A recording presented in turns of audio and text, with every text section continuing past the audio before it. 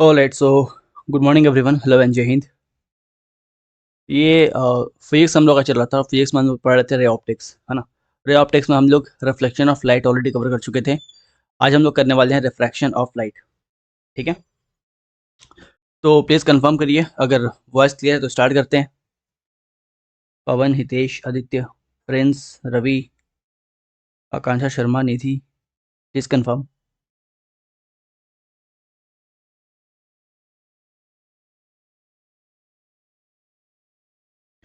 Bio में किसी को कोई दिक्कत नहीं हो रहा है ना? बायो कंप्लीट हो चुका हमारा। बायो में कोई दिक्कत किसी को? पीवाईक्यू लगा रहे हैं आप लोग? Previous year questions. सर जी क्लास पीडीएफ अपलोड कर दिया कीजिए प्लीज़। क्लास पीडीएफ तो अपलोड हुआ था एप्लीकेशन पे।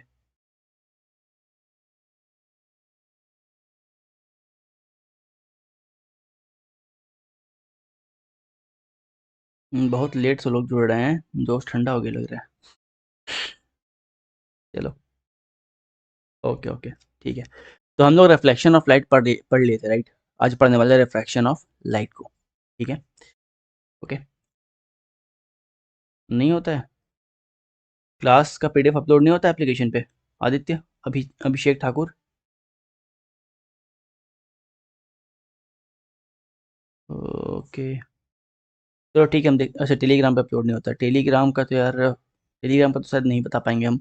टेलीग्राम पे शायद अपलोड नहीं हो पाएगा, और एप्लीकेशन पे ही अपलोड होगा। ठीक है, चलो फिर क्लास स्टार्ट करते हैं ना। क्लास स्टार्ट करते हैं, फिर बाकी जो आप लोगों का डाउट है छोटा मोटा वो हम क्लास के बाद लेते हैं, राइट। चलो चलो।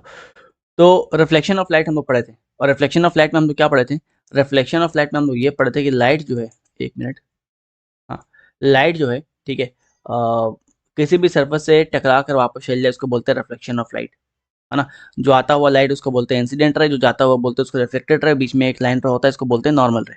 ये पढ़े थे ना, ये पढ़े थे। ये था आपका रिफ्लेक्शन ऑफ लाइट, है ना। और आज पढ़ने वाले refraction of light. Refraction of light में क्या होता है?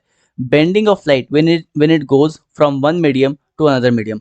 ठीक है, जब भी लाइट एक मीडियम से दूसरे मीडियम में जाएगा तो लाइट हमेशा बेंड होता है। ठीक है, जब भी light one medium to another medium पे जाएगा तो क्या होता है? हमेशा बेंड होता है, राइट। इसी को बोलते हैं आपका रिफ्रैक्शन ऑफ लाइट। ठीक है, इसी को बोलते हैं रिफ्रैक्शन ऑफ लाइट। ठीक है, एयरमैन अड्डा बोल रहे हैं सर बायोलॉजी का वन शॉट प्लीज। एयरमैन, अभी आई एम नॉट श्योर ये हो पाया कि नहीं, तो मैं कुछ नहीं बोल पाऊंगा, है ना। अभी क्लास पे ध्यान देते हैं। ठीक है, देखो, कुछ चीज़ें जान लो। मीडियम क्या होता है? कुछ चीज़ें जान लो, मीडियम क्या होता है। मीडियम क्या होता है? तो जब भी इस पूरे चैप्टर में मीडियम वर्ड इस्तेमाल होगा, समझ जाना कि दो तीन चीज़ें हैं। पहला बात कि एयर के बारे में बात हो रहा है, ग्लास के बारे में बात हो रहा है, राइट, डायमंड के बारे में बात हो रहा है। ठीक है, होता क्या है कि एक होता है रेयर मीडियम, एक होता है क्या, रेयर मीडियम, एक होता है डेंसर मीडियम, एक होता है डेंसर मीडियम, है ना, राइट। जैसे मान लो कि आपका एयर जो है, एयर जो है ये रेयर मीडियम है एज कम्पेयर टू ग्लास, अगर ग्लास से कंपेयर करें। ठीक है, ग्लास क्या हो जाएगा? डेंसर मीडियम हो जाएगा एज कम्पेयर टू एयर। लेकिन अगर ग्लास और डायमंड में कंपेयर करें, हम लोग ग्लास और डायमंड डायमंड में कंपेयर करें, तब ग्लास क्या हो जाएगा? तब ग्लास रेयर हो जाएगा, और तब ग्लास जो है रेयर हो जाएगा और डायमंड जो है वो डेंसर हो जाएगा।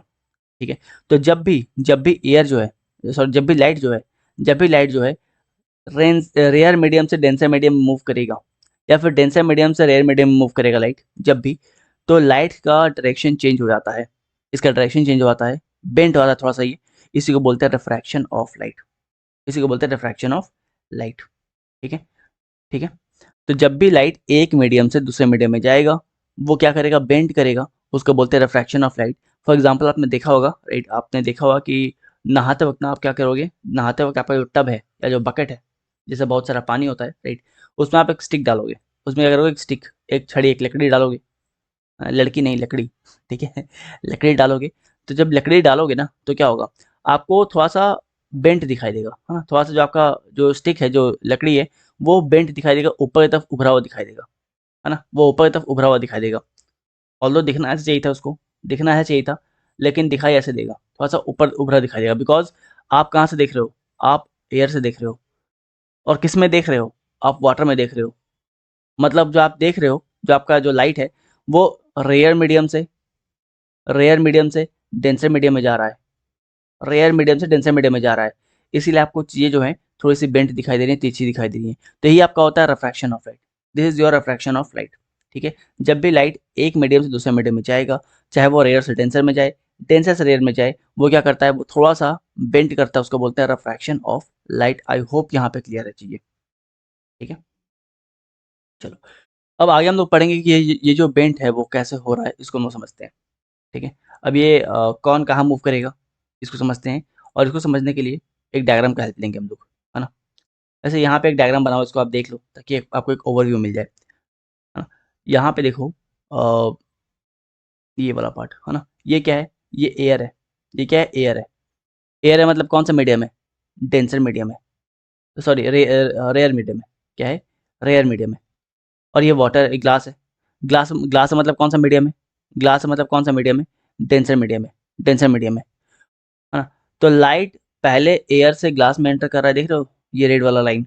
लाइट पहले, ये मान लो लाइट है, दिस योर लाइट, ये आपका लाइट है। ठीक है, तो लाइट एयर से ग्लास में एंटर कर रहा है, मतलब रेयर से डेंसर में एंटर कर रहा है, और उसके बाद फिर ग्लास से वापस बाहर आ रहा है। ग्लास से वापस बाहर आ रहा है किस तरफ, एयर की तरफ। मतलब लाइट आपके रेयर से डेंसर में जा रहा है, और डेंसर से अगेन आपके रेयर में आ रहा है, रेयर में आ रहा है। तो राइट देखो बार बार क्या हो रहा है, अपना पाथ चेंज कर रहा है। राइट, पहले ऐसे एंटर कर रहा था, ऐसे एंटर कर रहा था, इसको जाना क्या चाहिए था, इसको जाना ऐसे चाहिए था, ऐसे निकलना चाहिए था। बट क्या ये ऐसे निकला, नहीं, ये अपना पाथ चेंज कर लिया, ये अपना पाथ जो है इस तरफ चेंज कर लिया, चेंज कर लिया। ठीक है, अगेन देखो फिर से पाथ जब बाहर निकला, तो अगेन यहाँ पे पाथ चेंज कर लिया। ठीक है, राइट, मतलब रेयर से डेंसर मीडियम जा रहा था, और फिर डेंसर से रेयर आ रहा था, इसलिए दो बार अपना पाथ चेंज करता है। क्लियर है। इसको समझने के लिए अब अच्छे से समझते हैं एक डायग्राम की मदद से, है ना। बढ़िया एक डायग्राम बनाते हैं हमेशा की तरह, और चीज़ों को समझते हैं। तो सपोज मान लो कि ये आपका एक ग्लास है, ये आपका क्या है, ग्लास है।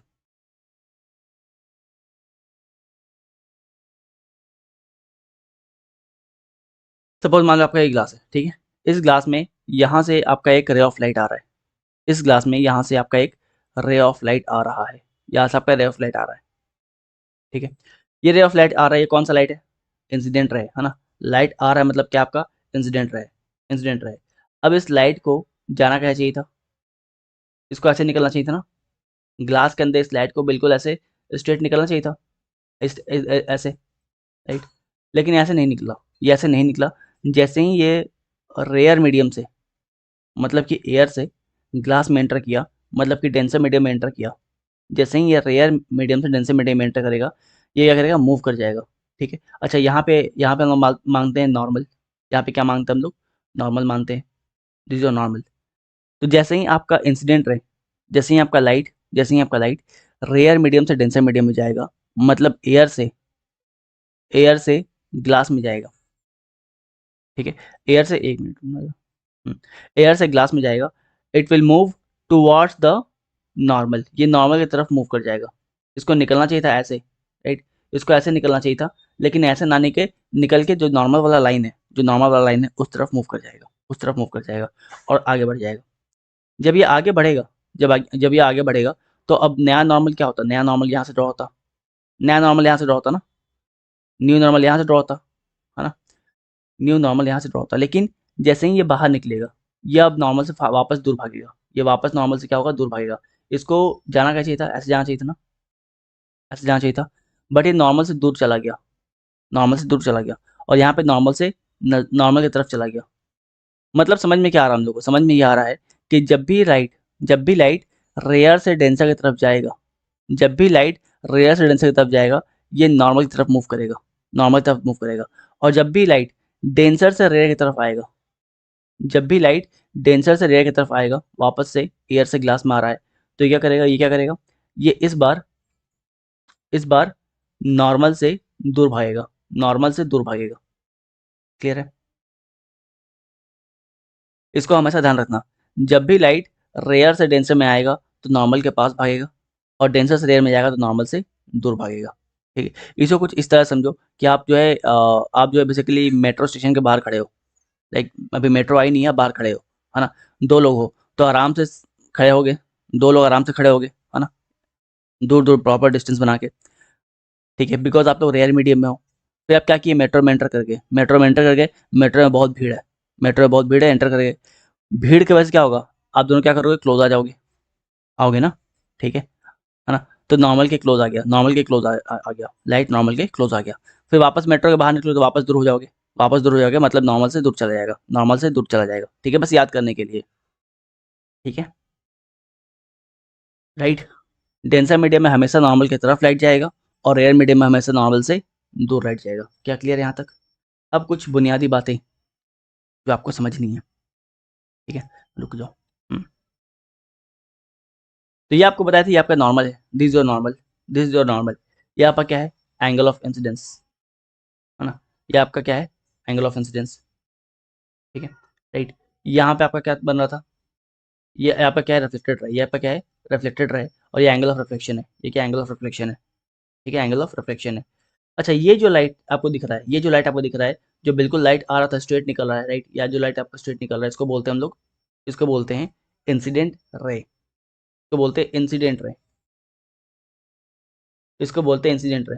मतलब जो लाइट को बिल्कुल बिना कहीं डेविएट हुए स्ट्रेट निकलना चाहिए था, उसको क्या बोलते हैं हम लोग, इंसिडेंट रे बोलते हैं। और फाइनल जो लाइट बाहर आता है, रेयर से डेंसर, और डेंसर से बाहर, रेयर आने के बाद फाइनल जो लाइट बाहर आता है, राइट, इसको बोलते हैं emergent ray. This one is known as emergent ray, इसको बोलते हैं इमर्जेंट रे, ठीक है? और इन दोनों के बीच का जो एंगल बन रहा है, ये जो आपका एंगल बन रहा है, इसको बोलते हैं एंगल ऑफ इमर्जेंस, इमर्जेंस क्या क्लियर है? क्या क्लियर है? कुछ नहीं बताएं, बस ये बताए हैं, आपको बस ये बताए हैं कि ये आपका बॉक्स था, सपोज ग्लास था, ये आपका ग्लास था, है ना, ये ग्लास था। अब यहाँ से लाइट आया, जब लाइट आया यहाँ से, तो क्या था, या आपका इंसिडेंट रहा था, राइट। लाइट यहाँ पे टकराया था, आपको पता है कि जहाँ पे लाइट टकराता है वहाँ से नॉर्मल लाइन ड्रॉ होता है, जहाँ से लाइट टकराता है वहाँ से क्या होता है, नॉर्मल लाइन ड्रॉ होता है। लाइट को निकलना क्या चाहिए था, ये जो लाइट नॉर्मली निकल जा रहा था, इसको हम लोग क्या बोल रहे थे, इसको हम लोग बोलते हैं इंसिडेंट रे। अगर ऐसे निकलता तो बोलते इसको इंसिडेंट रे, बट ये ऐसा निकला क्या, नहीं निकला, ये ऐसे नहीं निकला, ये कहाँ गया, रेयर मीडियम से डेंसर मीडियम में एंटर कर गया। जब भी रेयर मीडियम से डेंसर मीडियम में एंटर करेगा तो लाइट नॉर्मल की तरफ मूव कर जाएगा, देखो यहाँ पे वहाँ चाहिए था, लेकिन यहाँ मूव कर गया, मतलब नॉर्मल की तरफ मूव किया।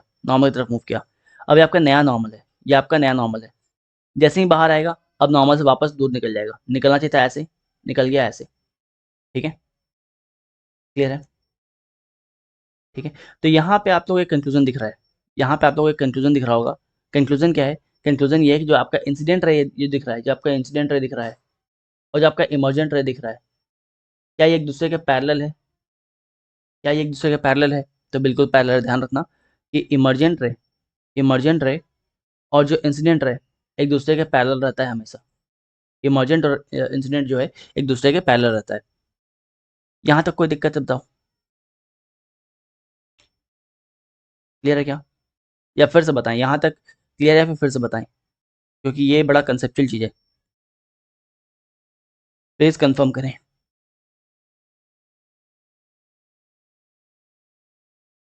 गुरप्रीत कौर बोल रहे हैं वाई, ये वाई कौन सा भाषा है, क्लियर है या नहीं है? क्लियर है सर, ओके, चलो, बढ़िया, है ना, आगे बढ़ते हैं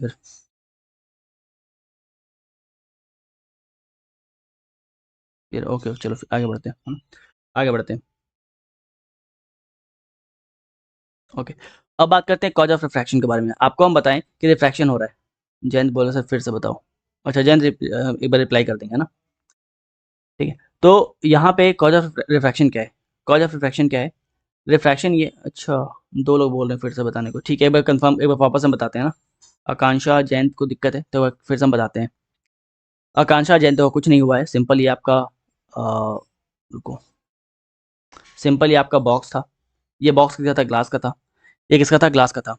यहाँ से लाइट एंटर किया, मतलब कि आपका इंसिडेंट रहे, है ना, इंसिडेंट रहे। यहाँ से आपका नॉर्मल ड्रॉ हो रहा था, ठीक है। तो लाइट को बिल्कुल ऐसे निकल जाना चाहिए था, और ये जो लाइट ऐसे निकलता है उसको क्या बोलते हैं हम लोग, इसको बोलते हैं इंसिडेंट रे। इसको क्या बोलते हैं हम लोग? Incident ray. इसको बोलते हैं इंसिडेंट रे। अब क्योंकि लाइट ऐसे नहीं निकला, आपको पता है कि लाइट जब रेयर मीडियम से डेंसर मीडियम में जाता है तो नॉर्मल की तरफ बेंट आता है, नॉर्मल की तरफ बेंट आता है। तो नॉर्मल की तरफ बेंट हो गया लाइट, लाइट नॉर्मल की तरफ बेंट हो गया। ठीक है, यहाँ से यहाँ बेंट हो गया लाइट। ठीक है, अब नया नॉर्मल ये हुआ, जब नया नॉर्मल ये हुआ और लाइट अगेन डेंसर से रेयर में आएगा तो नॉर्मल से वापस दूर भागेगा, नॉर्मल से वापस दूर भागेगा। ठीक है, नॉर्मल से वापस दूर भागेगा। तो यहाँ पर क्या है? Emergent ray. यहाँ पर क्या है? Emergent ray. Emergent ray. ठीक है, तो देखो आपका इंसिडेंट रे और इमरजेंट रे एक दूसरे का पैरेलल है ना। इंसिडेंट रे और इमरजेंट रे एक दूसरे के पैरेलल है। ठीक है, दैट्स इट, बस यही था। ठीक है, क्लियर है? चलिए, ओके। अब सवाल आता है कि ये होता क्यों है? ये आपको जो डेविएशन दिखाई दे रहा है, ये जो आपको लाइट का जो बेंट दिखाई दे रहा है, इसके पीछे कारण क्या है? कारण है speed of light. Speed of light. Same example समझो आप कि आप मेट्रो के बाहर खड़े हो, है ना, आराम से वॉक कर रहे हो, दो लोग हैं आराम से वॉक कर रहे हो, राइट। इसके बाद आप मेट्रो के अंदर एंटर कर गए, फिर बस के अंदर एंटर कर गए। तो बस के अंदर आप उस हिसाब से मूव कर पाओगे क्या? स्पीड कम हो जाएगा आपका ना। आप दोनों क्या हो जाएगा? आप दोनों जो है क्लोज हो जाओगे, आप दोनों जो है क्लोज हो जाओगे। जैसे ही बस के अंदर या किसी कंपार्टमेंट के अंदर या मेट्रो कंपार्टमेंट के अंदर आप एंटर करोगे, भीड़ होगा अंदर, तो आप दोनों क्या हो जाओगे? क्लोज हो जाओगे। आपका मूवमेंट का स्पीड कम हो जाएगा, मूवमेंट का स्पीड कम हो जाएगा, है ना। मतलब ये है कि जब भी लाइट रेयर मीडियम से डेंसर मीडियम में जाएगा, जब भी लाइट रेयर मीडियम से डेंसर मीडियम में जाएगा, ये नॉर्मल की तरफ भागेगा, नॉर्मल की तरफ भागेगा। और इसका स्पीड जो है वो स्लो हो जाएगा, स्पीड स्लो हो जाएगा। इसके बाद जब ये डेंसर से रेयर में जाएगा, जब डेंसर से रेयर में जाएगा तो अगेन क्या होगा? स्पीड बढ़ जाएगा और दोनों के बीच में डिस्टेंस जो है वो बढ़ जाएगा, मतलब लाइट जो है वो नॉर्मल से दूर हो जाएगा।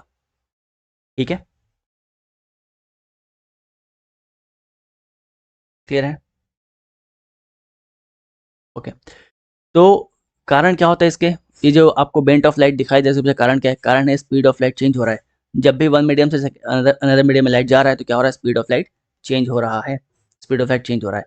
अब ये स्पीड ऑफ लाइट जो चेंज हो रहा है, इसी की वजह से आपको क्या होता है? डेविएशन दिखता है। ठीक है, राइट। तो एक नोट यहाँ पे दिया हुआ है that incident ray and emergent ray are parallel to each other. आपको हम बता दिए कि पैरेलल टू ईच अदर होता है, और क्यों होता है, कैसे होता है, इस डायग्राम की हेल्प से आपको बखूबी एक्सप्लेन कर दिया गया है। बुझा गया? चलो फिर, है ना, आगे बढ़ते हैं, कहानी को आगे बढ़ाते हैं। The frequency remained unchanged during the refraction. ये क्वेश्चन बार बार पूछा गया है, पीवाईक्यू में पूछा हुआ है, प्रीवियस ईयर क्वेश्चन ने पूछा है मल्टीपल टाइम ये, कि जब भी रिफ्रैक्शन होता है तो क्या नहीं बदलता है? तो ध्यान रखना, फ्रिक्वेंसी नहीं बदलता है। ठीक है, फ्रिक्वेंसी नहीं बदलता है।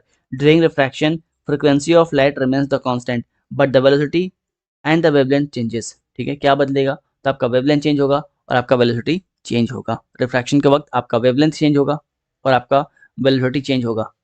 क्या चेंज नहीं होगा? तो फ्रीक्वेंसी जो है ये चेंज नहीं होगा, फ्रीक्वेंसी चेंज नहीं होगा, बट आपका वेवलेंथ, आपका वेलोसिटी जो है वो चेंज होगा।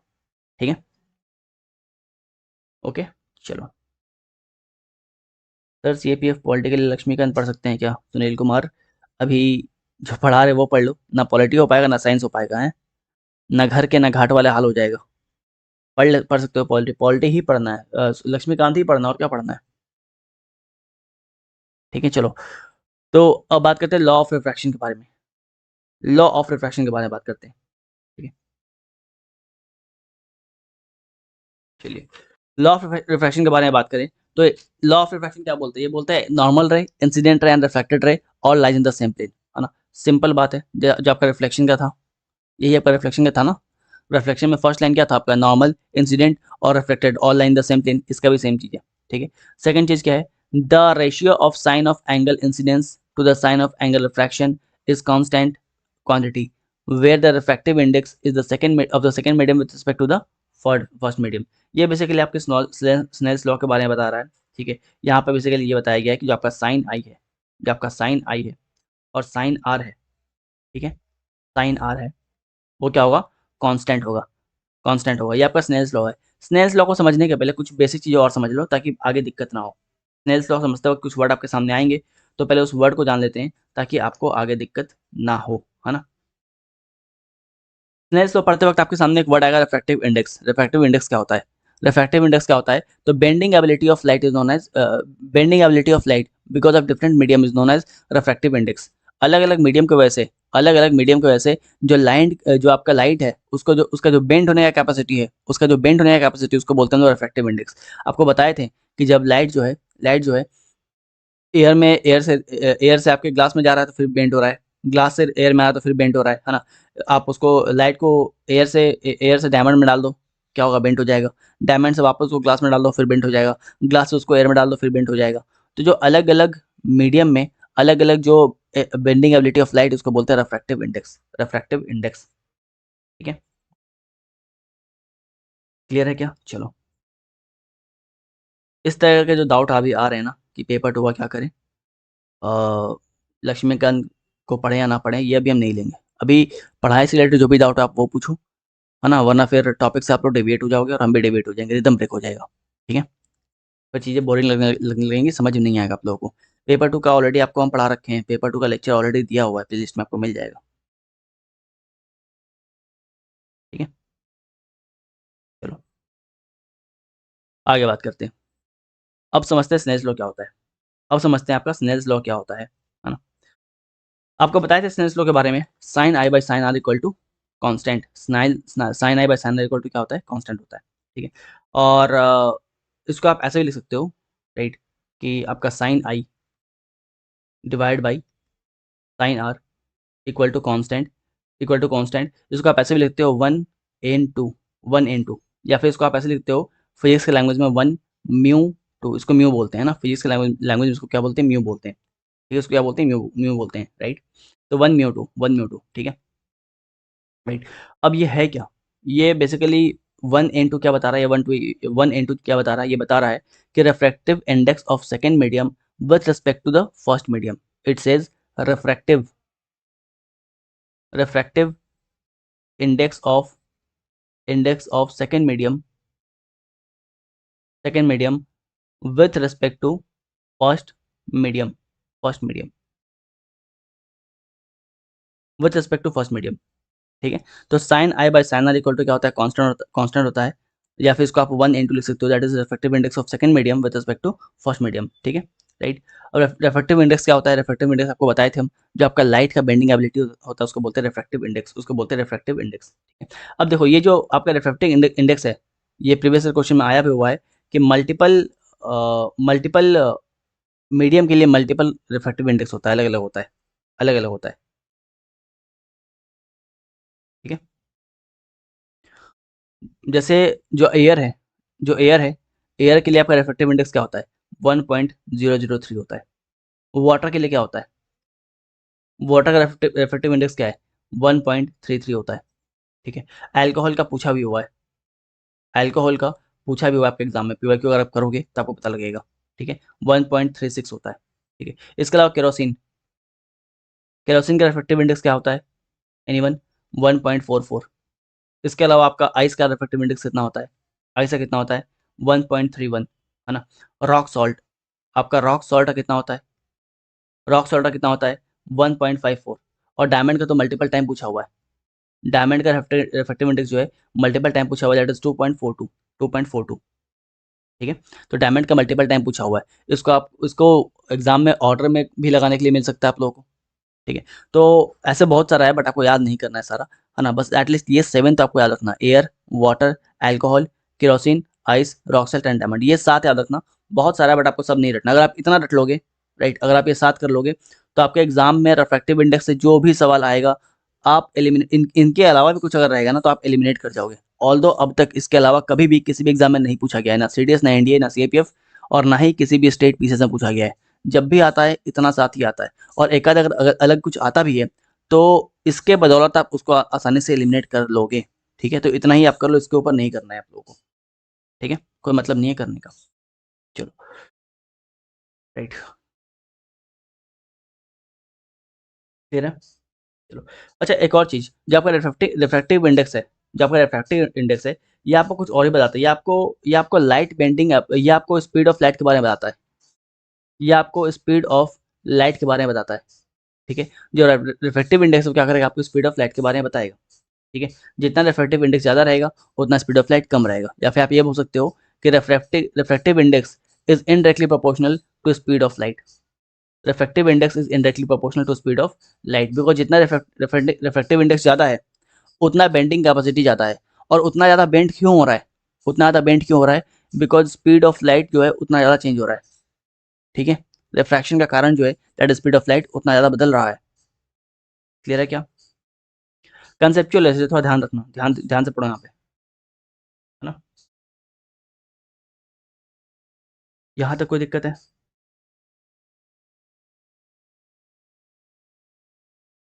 चलो, अच्छा, रिफ्रैक्टिव इंडेक्स के बारे में जब बात हो रहा है तो उसके बारे में कुछ चीज़ें और बताते हैं आप लोगों को। एक मिनट, रिफ्रैक्टिव इंडेक्स के बारे में बात हो रहा है तो इसके बारे में कुछ चीज़ें और जान लो। Refractive index equal to n equal to c by v, ये फॉर्मूला है। ऑल्दो इसके ऊपर सवाल आपका आया नहीं है, बट आ सकता है, आ सकता है। N equal to c by v, जहाँ पे वी क्या है, वी क्या है, वी जो है ये वेलोसिटी ऑफ लाइट है in a particular medium. It is velocity of light, it is velocity of light in a particular medium, ठीक है। सी क्या है, सी क्या है, ये आपका वेलोसिटी ऑफ लाइट है, ये आपका वेलोसिटी ऑफ लाइट है in air, in air, velocity of light in air. और यहाँ पर क्या है, velocity of light in a medium, velocity of light in a medium. और यहाँ पे एन क्या है, एन क्या है आपका रिफ्रैक्टिव इंडेक्स है, एन क्या है रिफ्रैक्टिव इंडेक्स है, ठीक है।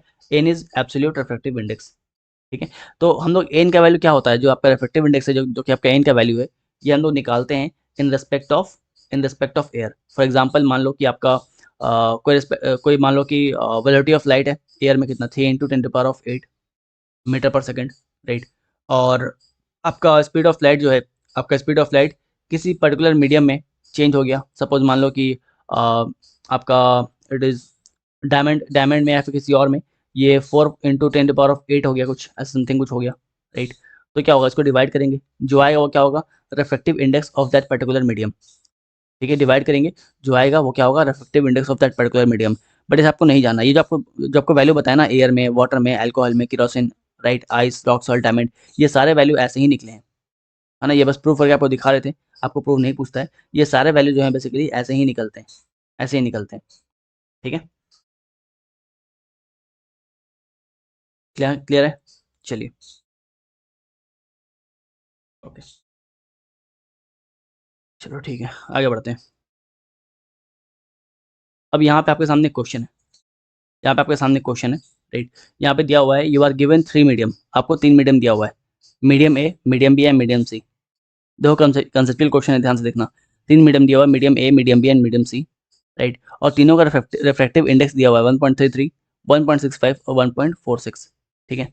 बोला है the medium in which all the light will travel faster, इनमें से कौन सा ऐसा मीडियम है जहाँ पे लाइट सबसे ज़्यादा फास्ट ट्रैवल करेगा, इनमें से कौन सा मीडियम है जहाँ पे लाइट जो है सबसे फास्ट ट्रैवल करेगा, बताओ।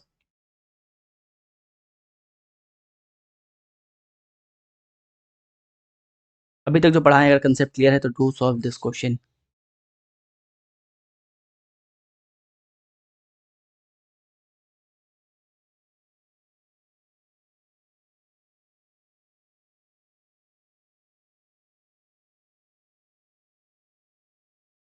क्वेश्चन आया सर, इसकी यूनिट क्या होती है। कुनाल, कुनाल इसे कोई यूनिट नहीं होता है, डायमेंशन लेस होता है, ठीक है। तो आपका रिफ्रैक्टिव इंडेक्स का कोई यूनिट नहीं होता है, ठीक है। बिल्कुल, सबका आंसर राइट है ना, ए, सबका आंसर राइट, सबका आंसर राइट है, ए इज द राइट आंसर, है ना, ए इज द राइट आंसर, ठीक है। सबसे कम जिसका है उसका स्पीड सबसे ज़्यादा है, ठीक है, राइट। 1.33 दैट इज ए, ठीक है। इसके बाद किसका ज़्यादा है आपका, 1.46 दैट इज सी, और फिर सबसे ज़्यादा किसका है 1.65 दैट इज सी। अगर क्वेश्चन में बोलता कि सबसे स्लो लाइट कहाँ ट्रैवल करेगा तो आपका आंसर सी होता, सबसे फास्ट कहाँ ट्रैवल करेगा तो आपका आंसर जो है ए होगा, ठीक है। बिल्कुल, आकांक्षा पांडे, अभिषेक, है ना, निधि, सबका आंसर राइट है, अभिषेक, इरफान, सबका आंसर राइट है, ठीक है। चलो, ओके। एक और क्वेश्चन यहाँ पे दिया हुआ है, what is the speed of light in water given that the water has refractive index 1.33, ठीक है। यहाँ पे बेसिकली सॉल्व कर दिया गया है, लेकिन आपको हम एक्सप्लेन कर देते हैं। आपको बताया था रिफ्रैक्टिव इंडेक्स जो है इसका फॉर्मूला क्या होता है, n equal to c by v, यही होता है ना। रिफ्रैक्टिव इंडेक्स का फॉर्मूला क्या होता है, n equal to c by v, ठीक है।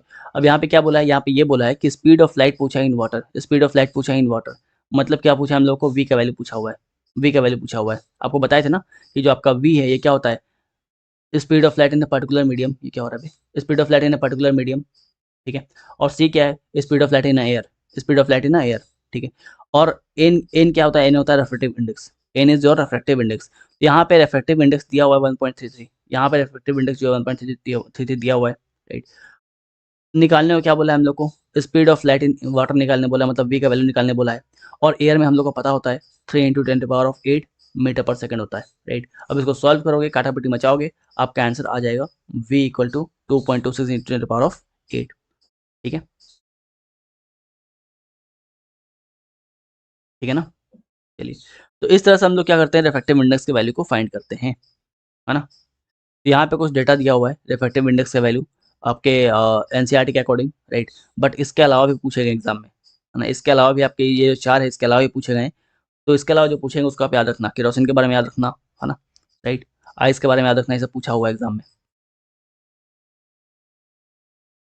चलिए, क्या यहाँ तक क्लियर है बताओ।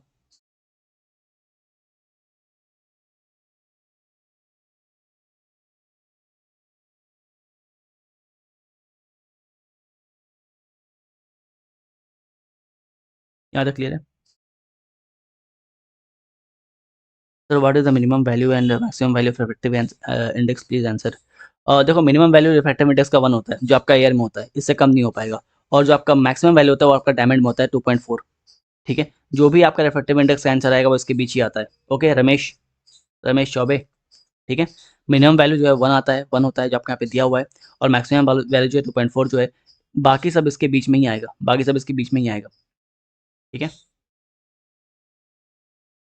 ओके रमेश, चलिए आगे बढ़ते हैं। कुछ बातें यहाँ पे लिखी गई हैं जो आपको हम ऑलरेडी एक्सप्लेन कर चुके हैं। यहाँ पे बताया गया है कि when the light goes from when the light goes from rare medium to denser medium, जब भी लाइट आपके रेयर मीडियम से डेंसर मीडियम में जाएगा, लाइट जो है आपके नॉर्मल की तरफ बेंड कर जाएगा। यहाँ पे आपको डायग्राम में दिखाई दे रहा है ना, ठीक है। आपको डायग्राम यहाँ पे दिखाई दे रहा है। लाइट को यहाँ पे निकलना क्या चाहिए था, लाइट को निकलना चाहिए था बिल्कुल ऐसे, है ना, ऐसे निकलना चाहिए था। लेकिन क्या हुआ, ये जो नॉर्मल वाला लाइट है, ये जो नॉर्मल वाला लाइन है, इस तरफ लाइट जो है बेंड कर गया, इस तरफ लाइट जो है बेंड कर गया। तो लाइट जब भी रेयर से डेंसर में जाएगा, नॉर्मल की तरफ भागेगा, ठीक है। लाइट जब भी डेंसर से रेयर की तरफ जाएगा, लाइट जब भी डेंसर से रेयर की तरफ भागेगा, ये नॉर्मल से अवे जाएगा, नॉर्मल से दूर जाएगा, नॉर्मल से दूर जाएगा, ठीक है। नोट नंबर 3 ध्यान रखना कि when the light incident normally goes straight, मतलब जब भी आई का वैल्यू 0 हो, जब भी आई का वैल्यू 0 हो, ठीक है, तो फिर क्या होगा, ये बिल्कुल स्ट्रेट निकलेगा, बिल्कुल स्ट्रेट निकलेगा, ठीक है। तीनों पॉइंट को आप ध्यान रखोगे। चलिए, अब हम लोग बात करें कि ये जो रिफ्रैक्शन हम लोग पढ़ रहे हैं, इससे होता क्या क्या है, इसका फिनोमेना क्या है। फिनोमेना बहुत बार एग्जाम में पूछा हुआ है, फिनोमेना एग्जाम में बहुत बार पूछा हुआ है। तो पहला जो आपको हम बताए थे कि जब भी आप नहाओगे, राइट, नहाते वक्त जो आपका बकेट है उसमें अगर अपना अपना हाथ डुबाते हो, है ना, बकेट में अगर आप अपना हाथ डुबाते हो, ये आपका हाथ है ना, जादू वाला, ठीक है। तो बकेट में जब भी आप अपना हाथ डुबाते हो, सिंक करते हो, तो ये टेढ़ा दिखाई देता है, तिरछा दिखाई देता है। या फिर स्टिक डालते हो तो स्टिक भी आपका क्या होता है, तिरछा दिखाई देता है, राइट, तिरछा दिखाई देता है, टेढ़ा दिखाई देता है। तो ये किसके वजह से होता है, रिफ्रैक्शन के वजह से होता है। इसके अलावा इसके अलावा बकेट में या फिर ग्लास में या किसी कटोरी में, है ना, पानी भर देना और उसमें कॉइन रख देना, या फिर कोई भी सामान रख देना, कॉइन या फिर कोई भी ऑब्जेक्ट रख देना, right. An object placed under the water appears to be raised, ये आपको ऊपर दिखाई देगा, ये है नीचे, लेकिन पानी के अंदर जो है आपको हल्का सा ये ऊपर दिखाई देता है, ऊपर दिखाई देता है। क्यों होता है, रिफ्रैक्शन की वजह से होता है, रिफ्रैक्शन की वजह से होता है, ठीक है। इसके अलावा pool of water appears to be, जो स्विमिंग पूल का वाटर होता है, राइट, उसमें आप जो सरफेस वाला पार्ट होता है वो आप देखोगे ना, तो वो लगता है डेप्थ कम है, वो जमीन ऊपर दिखाई देता है आपको। स्विमिंग पूल में आप जब जमीन देखोगे, जो पानी के नीचे होता है, राइट, उसका डेप्थ कम, गहराई कम दिखता है, वो ऊपर दिखाई देता है आपको, राइट। कारण क्या है, रिफ्रैक्शन, है ना, ठीक है। इसके अलावा when a thick slab is placed over some printed material, same चीज, ठीक है। लेमन को रख दिया हम लोग पानी के अंदर, ऊपर दिखाई देगा, बड़ा दिखाई देगा, सेम चीज है ना। कॉइन को रख दिया पानी के अंदर, रेस्ट दिखाई देगा, ऊपर दिखाई देगा, सेम चीज है ना। फिश जो है वो अगर पानी के अंदर तैर रही होती है, तो अगर यहाँ पे फिश है, अगर आपकी फिश यहाँ पे है, ठीक है, आपकी फिश यहाँ पे है, तो आपको ऊपर दिखाई देगी, यहाँ दिखाई देगी, और थोड़ी बड़ी दिखाई देगी, बड़ी दिखाई देगी पानी के अंदर, है ना, क्लियर है। ठीक है, तो ये सब फेनोमेनन है जो कि आपके एग्जाम में पूछे गए हैं। अब नहीं पूछते ये, पहले पूछते थे। हाँ, चलो यहाँ तक क्लियर हो गया। आगे बढ़ें, बात करते हैं अब हम लोग एटमॉस्फेरिक रिफ्रैक्शन के बारे में। एटमॉस्फेरिक रिफ्रैक्शन, तो एटमॉस्फेरिक रिफ्रैक्शन रिफ्रैक्शन जो है नाम से जस्टिफाई हो रहा है, रिफ्रैक्शन ड्यू टू एटमॉस्फेयर। ठीक है, एटमॉस्फेरिक रिफ्रैक्शन क्या होता है? Refraction due to atmosphere, refraction due to atmosphere. ठीक है, ठीक है। क्या बोलते हैं रिफ्रैक्शन को हिंदी में? अपवर्तन बोलते हैं ना, अपवर्तन। ठीक है, तो है ना, एटमॉस्फेरिक अपवर्तन के बारे में बात करें, एटमॉस्फेरिक रिफ्रैक्शन के बारे में बात करें, तो एटमॉस्फेयर के वजह से जब रिफ्रैक्शन होता है उसको बोलते हैं एटमॉस्फेरिक रिफ्रैक्शन। फॉर एग्जांपल, अगर आपको एक एग्जांपल बताएं, राइट, अगर आपको एग्जांपल बताएं, तो आपको पता है, ज्योग्राफी में आपने पढ़ा है कि बहुत सारे लेयर्स होते हैं, है ना, हमारे अर्थ के ऊपर बहुत सारे क्या है, एटमॉस्फेयर के लेयर है। ठीक है, अर्थ के ऊपर बहुत सारे एटमॉस्फेयर के लेयर है। ठीक है, अब ये जो लेयर्स हैं, ये जो लेयर्स हैं, है ना, अब यहाँ से मान लो सनलाइट आ रहा है, यहाँ से मान लो सनलाइट आ रहा है। जब सनलाइट आ रहा है तो अलग अलग लेयर में पड़ रहा है। आपको पता है कि लाइट, है ना, कोई लेयर डेंस है, कोई लेयर कम डेंस है, कोई लेयर ज़्यादा डेंस है, पता है आपको। ठीक है, तो अब आपको बताए हैं हम कि जब भी लाइट एक मीडियम से दूसरे मीडियम में जाएगा, रेयर मीडियम से डेंसर मीडियम में जाएगा, ठीक है, या फिर डेंसर मीडियम से रेयर मीडियम में आएगा, ये क्या होता है, अपना पाथ चेंज करता है, अपना पाथ चेंज करता है। तो बार बार यहाँ पे क्या होगा, बार बार लेयर में लेयर चेंज होगा, लेयर चेंज होगा बार बार, तो क्या होगा, क्या होगा, रेयर से डेंसर, डेंसर से रेयर होता होता होता रहेगा, जिसकी वजह से बार बार आपका जो पाथ है लाइट का वो क्या होगा, चेंज होगा। बार बार पाथ पाथ जो है लाइट का वो क्या होगा, चेंज होगा। ठीक है, इसको हम लोग क्या बोलते हैं, इसको बोलते हैं एटमॉस्फेरिक रिफ्रैक्शन। ठीक है, एक चीज़ ध्यान रखना कि जितना आप ऊपर जाओगे, जितना आप ऊपर जाओगे, ठीक है, उतना आपका ऑप्टिकल डेंसिटी जो है वो नीचे आता जाएगा। ठीक है, आप जितना ऊपर जाओगे उतना आपको ऑप्टिकल डेंसिटी नीचे आता जाएगा। ये आप जब आपको बाद में पढ़ाएंगे हम फ्लूइड मैकेनिक्स, है ना, जब आपको बाद में फ्लूइड मैकेनिक्स पढ़ाएंगे तो आपको समझ में आएगा ये क्लियरली क्यों होता है। क्लियर है? तो ये जो आपका एटमॉस्फेरिक रिफ्रैक्शन है, एटमॉस्फेरिक रिफ्रैक्शन है, इसी की वजह से आपको जो वायुमंडल में चीज़ें हैं वो आपको चमकती दिखाई देती हैं। यही कारण है कि आपको जो स्टार्स है वो ट्विंकलिंग करते दिखाई देते हैं। यही कारण है कि आपको जो स्टार्स, जो तारे सितारे हैं वो चमकते दिखाई देते हैं, है ना, राइट। इसके अलावा तारा सितारा से आता है, आपको सेंट्रियोल पढ़ाए थे, तारा सितारा से आता है सेंट्रियोल, तारा सितारा से आता है क्या, सेंट्रियोल आता है। बायोलॉजी में पढ़ाए थे चैप्टर नंबर 1, किस में होता है सेंट्रियोल, एनिमल सेल में या प्लांट सेल में, बताना जरा, बताओ जरा,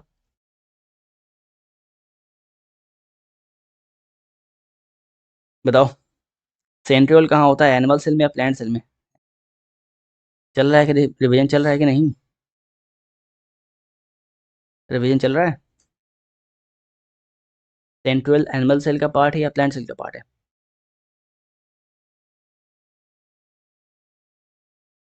एनिमल सेल, गुड, है ना, चलो। तो ट्विंकलिंग ऑफ स्टार जो एक एग्जांपल है इसका, है ना। इसके अलावा जो आपका स्टार्स है, it appears higher than actual. ठीक है, पहला ट्विंकलिंग ऑफ स्टार हो गया फेनोमेनन।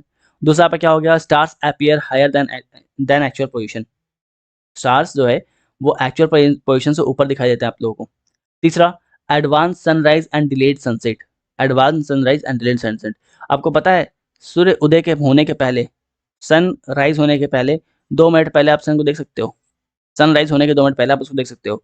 इवन सन सेट होने के 2 मिनट बाद तक आप उसको देखते हो, सन सेट होने के 2 मिनट बाद तक उसको आप देखते हो। ठीक है, सन सेट होने के 2 मिनट बाद तक उसको आप देख सकते हो, राइट। तो एडवांस सनराइज और डिलेड सनसेट इसके वजह से होता है।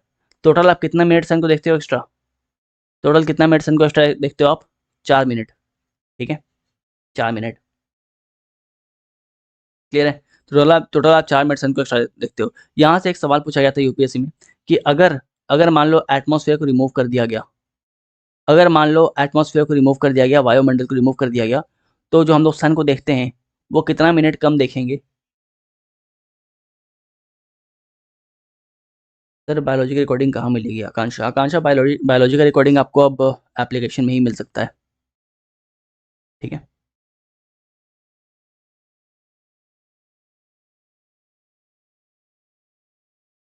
राइट, चलो बताना जरा कि अगर एटमॉस्फेयर को रिमूव करते हैं हम लोग, तो आप लोग सन को कितना मिनट कम देखोगे?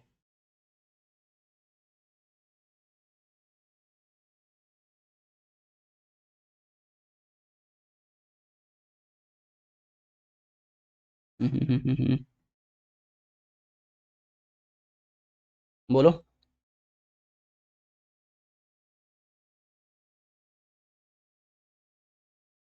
8 मिनट कौन बोल रहा है यार? 8 मिनट कैसे हो गया? हैं? 8 मिनट कैसे हो गया? आप सन को 2 मिनट पहले देखते हो सनराइज के, और 2 मिनट बाद देखते हो सनराइज के। क्या कारण है देखते हो ऐसा? कारण क्या है? कारण क्या है आपका? Atmospheric refraction. Atmospheric refraction. ठीक है। तो आप 2 मिनट पहले देख रहे हो, 2 मिनट पहले देख ले रहे हो, और 2 मिनट बाद तक देखते देखते रह रहे हो, मतलब आप 4 मिनट एक्स्ट्रा देखते हो, 4 मिनट एक्स्ट्रा देखते हो। अगर वायुमंडल को हटा दिया जाए तो आप 4 मिनट कम देखोगे। है ना? सिंपल क्वेश्चन है, 8 मिनट कैसे आ गया? अब आगे बात करते हैं, आप समझेंगे क्रिटिकल एंगल क्या होता है। ठीक है। अब समझते हैं हम लोग क्रिटिकल एंगल क्या होता है ना? चलो।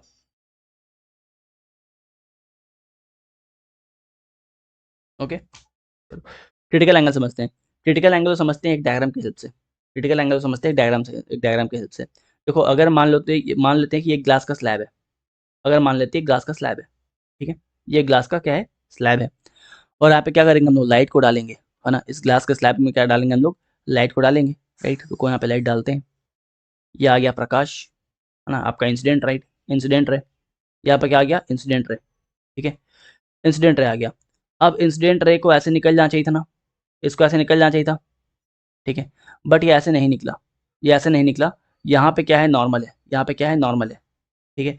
और आपको पता है कि जब भी लाइट जब भी लाइट रेयर मीडियम से डेंसर मीडियम में जाएगा, रेयर मीडियम से डेंसर मीडियम में जाएगा, तो ये नॉर्मल की तरफ मूव कर जाएगा। मतलब आपका लाइट जो है इस तरफ मूव कर जाएगा। ये अब तक आप कन्वेंशनली पढ़ चुके हो। है ना? पढ़ चुके हो। इस केस में क्रिटिकल एंगल में हम लोग क्या करेंगे? उल्टा काम करेंगे। क्रिटिकल एंगल में क्या करेंगे? काम उल्टा करेंगे। उल्टा काम कैसे करेंगे? उल्टा काम यहाँ पे ये करेंगे कि क्रिटिकल एंगल होने के लिए पहला जो नियम बोलता है, पहला जो कंसेप्ट है, पहला जो रूल है, वो ये है कि लाइट डेंसर से रेयर में जाएगा। पहला जो रूल है वो क्या है? लाइट डेंसर से रेयर में जाएगा। लाइट क्या होगा? डेंसर से रेयर में जाएगा। ठीक है। राइट। तो अगेन यहाँ से हम लोग क्या करेंगे? लाइट को छोड़ना स्टार्ट करेंगे। है ना? यहाँ से क्या करेंगे हम लोग? भी लाइट को छोड़ना स्टार्ट करेंगे। यहाँ से हम लोग क्या करें? इंसिडेंट राइट लाइट जो है मार रहे हैं। ठीक है। इंसिडेंट लाइट यहाँ से ऊपर जा रहा है, ऊपर जा रहा है। तो इसको निकलना क्या चाहिए था? ऐसे निकलना चाहिए था ना। इसको ऐसे निकलना चाहिए था। यहाँ पे नॉर्मल ड्रॉ होता, यहाँ पे नॉर्मल ड्रॉ होता, और लाइट को ऐसे निकलना चाहिए था। लेकिन लाइट क्या होगा? बाहर में निकलने के बाद नॉर्मल से दूर होगा। जब भी लाइट डेंसर से रेयर में जाएगा, क्या होगा? नॉर्मल से दूर होगा। है ना? आप मेट्रो के बाहर निकल जाओगे तो अपने दोस्त से थोड़ा चिपके जो थे वो हट जाओगे, बिकॉज भीड़ कम होता है बाहर। है ना? राइट। तो लाइट ऐसे निकल जाएगा, इधर निकल गया, नॉर्मल से क्या हुआ? दूर निकल गया। नॉर्मल से दूर निकल गया। अच्छा, आप खुरापाती आदमी, बोले एक काम करते हैं, बोले एक काम करते हैं, इस एंगल को, ये जो आपका एंगल है, ये आपका एंगल एंगल जो थीटा 1 मानते हैं, इसको बढ़ाते हैं हम लोग। इसको बढ़ाते हैं। अब लाइट यहाँ से मारेंगे। अब क्या करेंगे? लाइट यहाँ से मारेंगे। लाइट यहाँ से मारेंगे। लाइट यहाँ से मारेंगे। तो लाइट क्या होगा? ऐसे निकलना चाहिए था लाइट को। लाइट को ऐसे निकलना चाहिए था, लेकिन लाइट क्या हुआ? फिर बेंट हो गया। फिर बेंट हो गया, यहाँ पे आ गया लाइट, यहाँ निकल गया, नॉर्मल से थोड़ा और दूर। है ना? ये आपका थीटा नंबर 2 है ना? आपका मन नहीं बना, आप जो है लाइट बोले यहाँ से मारेंगे। अब लाइट जो है यहाँ से मारे, लाइट यहाँ से मारे। लाइट को ऐसे निकलना चाहिए था, लेकिन लाइट जो है वो क्या हुआ? ऐसे निकला, ऐसे निकला। आप बोले चलो ठीक है, ये आपका थीटा नंबर 3 है, हम थोड़ा सा और ऊपर से लाइट मारेंगे, यहाँ से लाइट मारेंगे। यहाँ से लाइट मारेंगे तो लाइट को निकलना क्या चाहिए था? लाइट को निकलना चाहिए था ऐसे। लेकिन लाइट का क्या हुआ? ये जो लाइट है, रुको, इसको हाईलाइट करने दो, इस लाइट को हाईलाइट करने दो है। ये जो लाइट है, ये जो लाइट है, राइट, जिसको आप थीटा नंबर 4 मान रहे हो, थीटा 4 मान रहे हो, ये, इसको निकलना चाहिए था ऐसे। लेकिन क्या हुआ? ये जो है, जो ग्लास का स्लैब, इसको टच करते हुए ऐसे निकल गया, उसको टच करते हुए ऐसे निकल गया, उसको टच करते हुए ऐसे निकल गया। राइट। तो ये जो पॉइंट होता है, ये जो पॉइंट होता है, जहाँ पे आपका जो लाइट है ना, वो ग्लास के स्लैब को टच करते हुए निकल जाए, उसको बोलते हैं क्रिटिकल एंगल। ये जो एंगल बनता है उसको बोलते हैं क्रिटिकल एंगल, उसको बोलते हैं क्रिटिकल एंगल। राइट। यहाँ पे आपको दिखाई दे रहा होगा, पहले हम लोग यहाँ से एक लाइट मारे, रुको, पहले हम लोग क्या किए? यहाँ से एक लाइट मारे, यहाँ से एक लाइट मारे, निकलना ऐसा चाहिए था, लेकिन निकल ऐसे गया। ठीक है ना? उसके बाद ये आपका थीटा नंबर 1 है। इसके बाद हम लोग यहाँ से लाइट मारे, हम लोग यहाँ से लाइट मारे, निकलना ऐसा चाहिए था, निकलना ऐसा चाहिए था, लेकिन निकल कैसा गया? ये ग्लास का स्लैब पकड़ते हुए बाहर निकल गया, ये ग्लास का स्लैब पकड़ते हुए बाहर निकल गया। ठीक है। तो इस, ये जो पूरा थीटा बना, ये जो पूरा आपका एंगल बना, ये जो पूरा आपका एंगल बना, ये जो पूरा आपका एंगल बना, इसको बोलेंगे क्रिटिकल एंगल। इसको बोलेंगे क्या बोलेंगे? Critical angle. इसको बोलेंगे क्रिटिकल एंगल। क्या क्लियर है? Critical angle, critical angle, angle clear है? क्रिटिकल एंगल बनने के लिए जो पहला जो आपका कंसेप्ट है, जो पहला रूल है, वो ये है कि लाइट हमेशा, क्रिटिकल एंगल बनाने के लिए लाइट हमेशा कहाँ जाएगा? डेंसर से रेयर में जाता है। लाइट हमेशा डेंसर मीडियम से आपके रेयर मीडियम में आएगा, डेंसर मीडियम से रेयर मीडियम में आएगा। ठीक है, लेकिन आप थोड़ा सा और खुराफाती आदमी, आपका पेट यहाँ पे नहीं भरा, राइट? आपने बोला एक काम करते हैं, फिर एक लाइट मारते हैं इसके भी ऊपर से, फिर एक लाइट मारते हैं इसके भी ऊपर से, है ना? थोड़ा सा यहाँ पे गंदगी को कम कर दें, बस क्रिटिकल एंगल लगते हैं, बाकी सब मिटाते हैं। चलो, राइट। तो ये आपका रेड वाला जो लाइन गया वो क्रिटिकल एंगल है, रेड वाला जो लाइन गया वो क्या है? क्रिटिकल एंगल है। आप बोले कि एक काम करते हैं, फिर से एक लाइट मारते हैं, फिर से एक लाइट मारते हैं, और इस बार लाइट और ऊपर से मारेंगे, यहाँ से मारेंगे, यहाँ से मारेंगे। तो यहाँ पे क्या होगा? लाइट को निकलना चाहिए था ऐसे, लाइट को निकलना चाहिए था ऐसे, लेकिन लाइट क्या होगा? अब अंदर घुस जाएगा। लाइट क्या होगा? अंदर वापस मूव कर जाएगा, अंदर मूव कर जाएगा, जिस मीडियम से आया है उसी मीडियम में वापस घुस जाएगा, राइट? तो ये जो आपका एंगल बनेगा, ये जो आपका एंगल बनेगा, राइट, तो इसको बोलते हैं total internal reflection, total internal reflection. ठीक है, इसको और बढ़िया तरीके से अगर समझना है तो इस डायग्राम में समझो आप, इस डायग्राम में समझो। ठीक है, ये आपका फर्स्ट नंबर खुराफाती है। फर्स्ट नंबर आप यहाँ से लाइट मारे हो, क्या हुआ? बाहर निकल गया। फिर सेकंड नंबर लाइट मारे हो तो क्या हुआ? क्रिटिकल एंगल बना दिया, क्रिटिकल एंगल बना दिया। अब यहाँ पे आप थर्ड नंबर लाइट मार रहे हो, यहाँ से आप थर्ड नंबर वापस से, यहाँ से आप लाइट मार रहे हो, वापस यहाँ पे आप लाइट मार रहे हो। लेकिन यहाँ पे लाइट जब क्या हुआ, ऐसे बाहर निकलना चाहिए था, बाहर निकलना चाहिए था, लेकिन बाहर आने के लिए क्या हुआ? लाइट बेंट होकर अंदर ही मूव कर गया। इसको बोलते हैं आपका total internal reflection, total internal reflection. ठीक है, तो क्या आता है? व्हेन द लाइट रे incident when the light ray incident at reflecting surface from the denser medium at the at an angle of incidence greater than critical angle। जब भी आपका angle of incidence critical angle से बड़ा हो गया, right? ये आपका क्रिटिकल एंगल था ना, ये क्या था तुम्हारा? ये क्या था तुम्हारा? ये आपका क्रिटिकल एंगल था, है ना? This is your critical angle, this is your critical angle, theta c मान लेते हैं क्रिटिकल एंगल। लेकिन ये एंगल क्या है? क्रिटिकल एंगल से बड़ा हो गया, है ना? ये एंगल क्या है? क्रिटिकल एंगल से बड़ा हो गया। देखो यहाँ पे क्या हो, ये एंगल जो है क्रिटिकल एंगल से बड़ा हो गया, ये एंगल जो है क्रिटिकल एंगल से बड़ा हो गया। तो जब भी आपका एंगल क्रिटिकल एंगल से बड़ा हो जाए तो लाइट जिस मीडियम से निकला है उसी मीडियम में वापस घुस जाता है। इसको बोलते हैं total internal reflection. Total internal reflection के लिए दो कंडीशन है। पहला कंडीशन क्या बोलता है? पहला कंडीशन ये बोलता है कि लाइट जो है वो हमेशा डेंसर मीडियम से रेयर मीडियम में मूव करेगा। दूसरा कंडीशन क्या बोलता है? दूसरा कंडीशन बोलता है कि जो आपका एंगल है, जो आपका एंगल है, it must be more than critical angle. ये आपके क्रिटिकल एंगल से बड़ा होना चाहिए, ये आपके क्रिटिकल एंगल से बड़ा होना चाहिए। क्या फिजिक्स समझ में आ रहा है आप लोगों को? समझ आ रहा है क्या?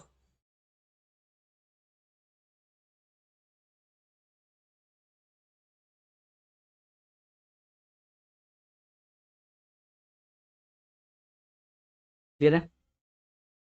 चलो, अब इससे हो क्या रहा है? मतलब इतना तामझाम करने का क्या मतलब है? क्यों करेंगे हम लोग टोटल इंटरनल रिफ्लेक्शन? करेंगे इसलिए ना, करेंगे इसलिए कि जो टोटल इंटरनल रिफ्लेक्शन होता है ना, इसी से बेसिकली डायमंड वगैरह बनता है ना? इसी से बेसिकली क्या होता है? डायमंड वगैरह बनता है। ठीक है, राइट? डायमंड्स में जो कट लगता है ना, बहुत सारा, डायमंड्स में जो बहुत सारा कट लगता है ना?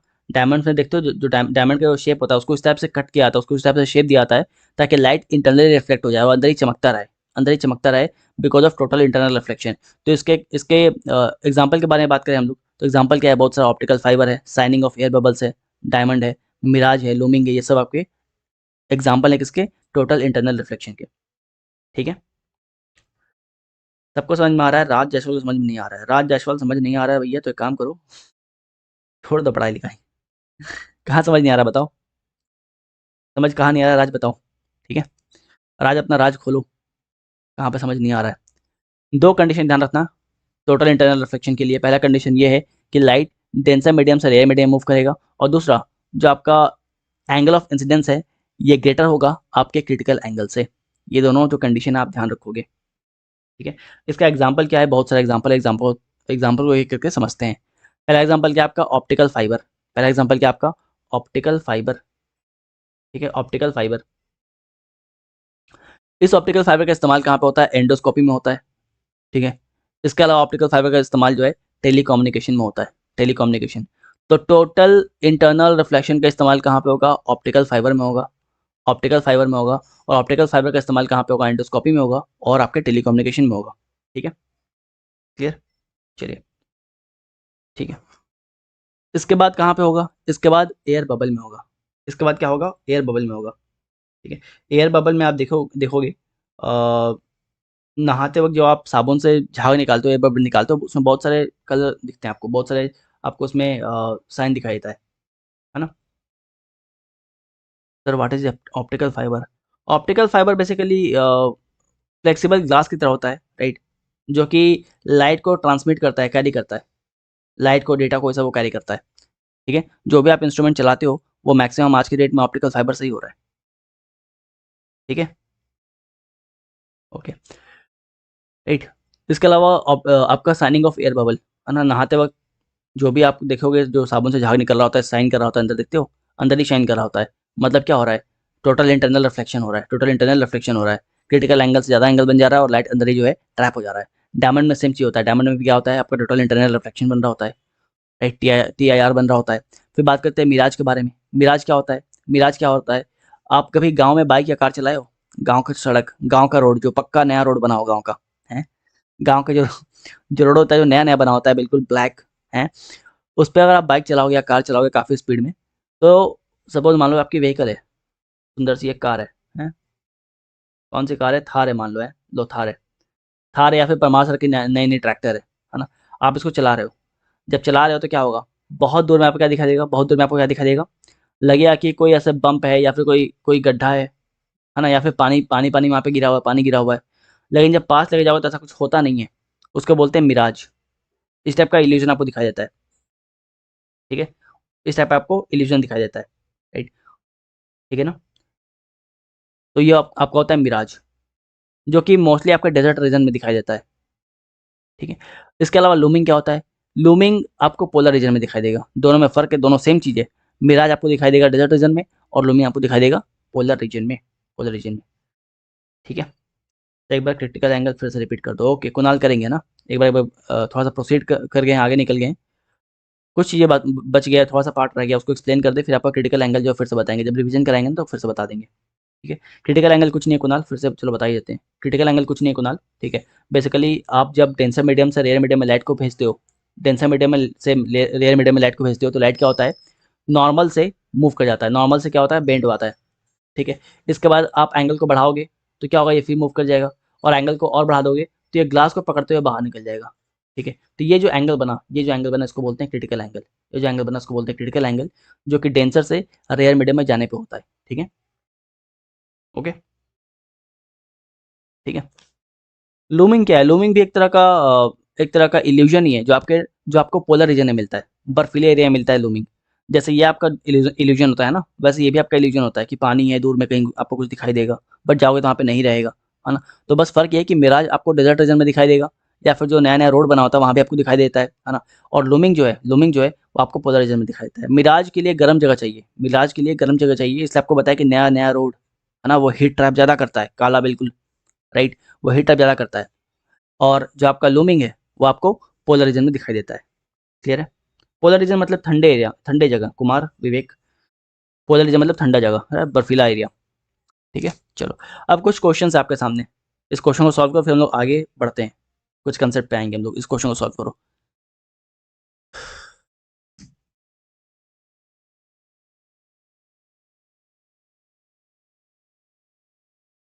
बच गया साला, अभी लैपटॉप पे पानी पड़ जाता। बताओ, बताओ अभी बताओ।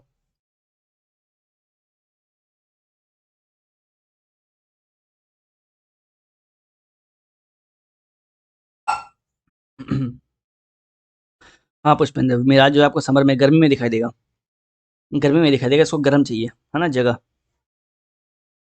तो पहला क्वेश्चन है कि working of endoscopy and laparoscopy is based on, जो आपका एंडोस्कोपी होता है, लैप्रोस्कोपी होता है, किस पे बेस्ड होता है, आपका बिल्कुल टोटल इंटरनल रिफ्लेक्शन पे होता है। ऑप्टिकल फाइबर किस फिनोमेनन पे बेस्ड है, तो ये भी आपके टोटल इंटरनल रिफ्लेक्शन पे बेस्ड है, क्लियर है? चलो सिंपल क्वेश्चन था। एक और क्वेश्चन कि टोटल इंटरनल रिफ्लेक्शन के लिए, है ना, it takes place when the light travels from, इनमें से किस कंडीशन में टोटल इंटरनल रिफ्लेक्शन बनेगा? इनमें से किस कंडीशन में टोटल इंटरनल रिफ्लेक्शन बनेगा? इस क्वेश्चन को सॉल्व करने के लिए आपको दोनों कंडीशन याद आनी चाहिए। जो दो कंडीशन बताए थे आपको, दो कंडीशन बताए थे टोटल इंटरनल रिफ्लेक्शन का, उसमें से पहला कंडीशन आपको याद आना चाहिए। पहला कंडीशन तो ये था कि लाइट भाई आपके जो आपका क्रिटिकल एंगल है उससे बड़ा एंगल बनेगा तब जाके आपका होगा total internal reflection, right. Angle must be greater than critical angle, angle must be greater than critical angle, है ना। दूसरा क्या था बताओ?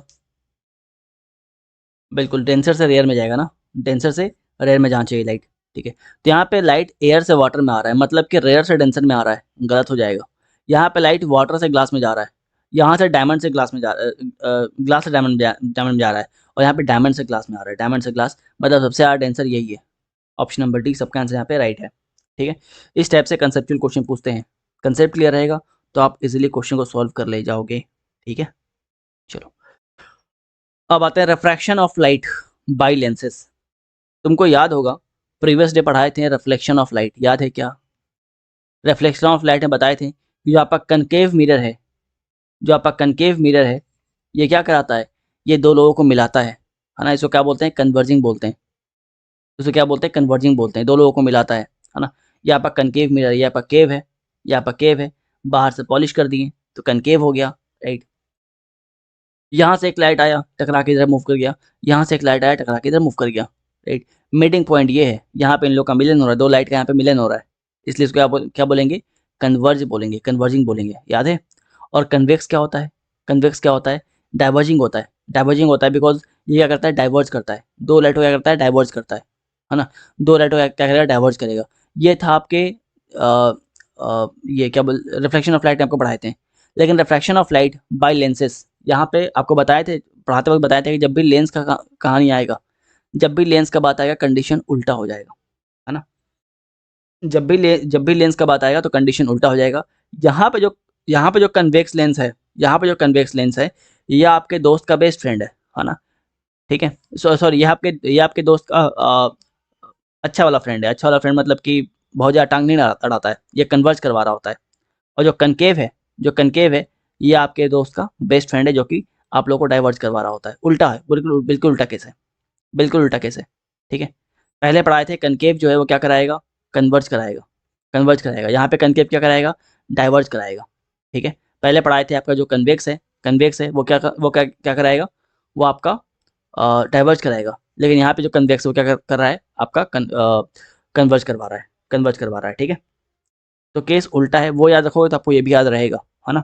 चलिए, तो क्या क्या इमेज फॉर्म होता है आपके कन्वेक्स लेंस के थ्रू? क्या क्या इमेज फॉर्म होगा? तो real and inverted, virtual and erect, same size का आपको ऑब्जेक्ट दिखाई देगा, या फिर आपको लार्जर दिखाई दे सकता है, या फिर आपको स्मॉलर भी दिखाई दे सकता है, डिपेंडिंग अपॉन कि आपका ऑब्जेक्ट जो है वो कहाँ पे रखा हुआ है, कहाँ पे आपका ऑब्जेक्ट प्लेस किया हुआ है।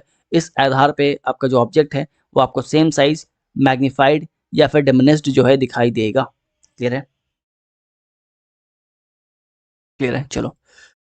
सेम उसी टाइप का आपको यहाँ पे लेंस के ऊपर एक चार्ट बना हुआ है ना। कल आपको जो चार्ट दिखाए थे उस टाइप का सेम चार्ट है ये, और सेम तरीके से आप याद करोगे, सेम तरीके से याद करोगे, ठीक है, राइट।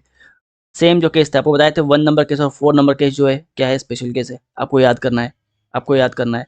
इसके अलावा 2 नंबर केस देखो, फोकस पे रख रहे हो तो इन्फिनिटी पे बन रहा है, यहाँ पे इन्फिनिटी पे रख रहे हो तो फोकस पे बन रहा है, ठीक है। मतलब कि 2 नंबर केस जो है, 2 नंबर केस जो है, 6 नंबर केस जो है, एक दूसरे का उल्टा है, एक दूसरे का उल्टा है। 3 नंबर केस जो है और 5 नंबर केस जो एक दूसरे का उल्टा है, ऐसे याद करोगे, ठीक है, ऐसे याद करोगे आप।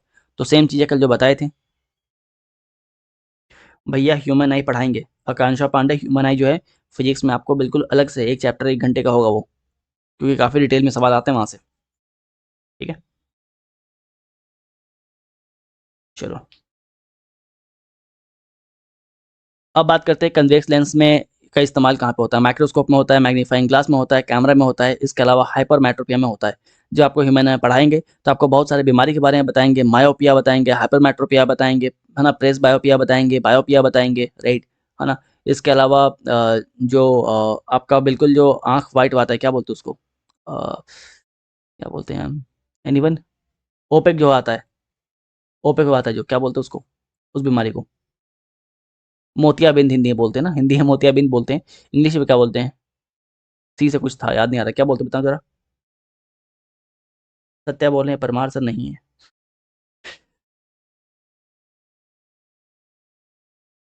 ये कौन से सर हैं? चलो आगे बढ़ते हैं।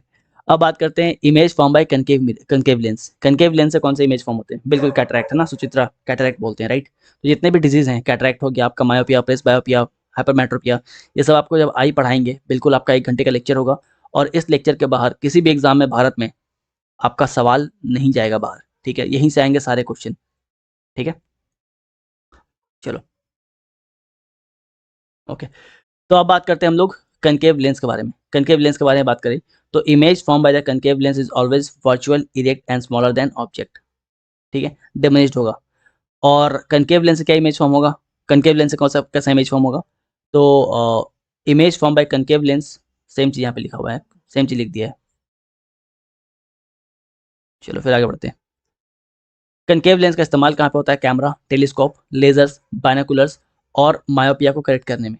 मायोपिया को करेक्ट करने में इन सब में क्या इस्तेमाल होता है? Concave lens, concave lens, concave lens, ठीक है। अभिषेक राय टाइप ऑफ माइक्रोस्कोप आप पढ़ोगे, पढ़ाएंगे, बताएंगे आपको, टेंशन ना लो, ठीक है।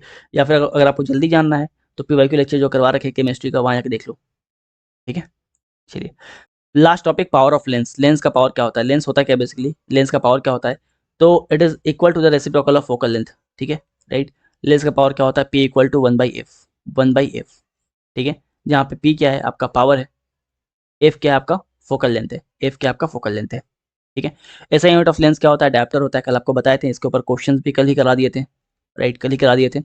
इसके अलावा ध्यान रखना, ये भी आपको कल बताए थे, हम ये भी कल बताए थे कि जो कन्वेक्स लेंस है, यहाँ पे जो पावर होगा वो पॉजिटिव होगा, और कनकेव लेंस में क्या होगा? नेगेटिव होगा।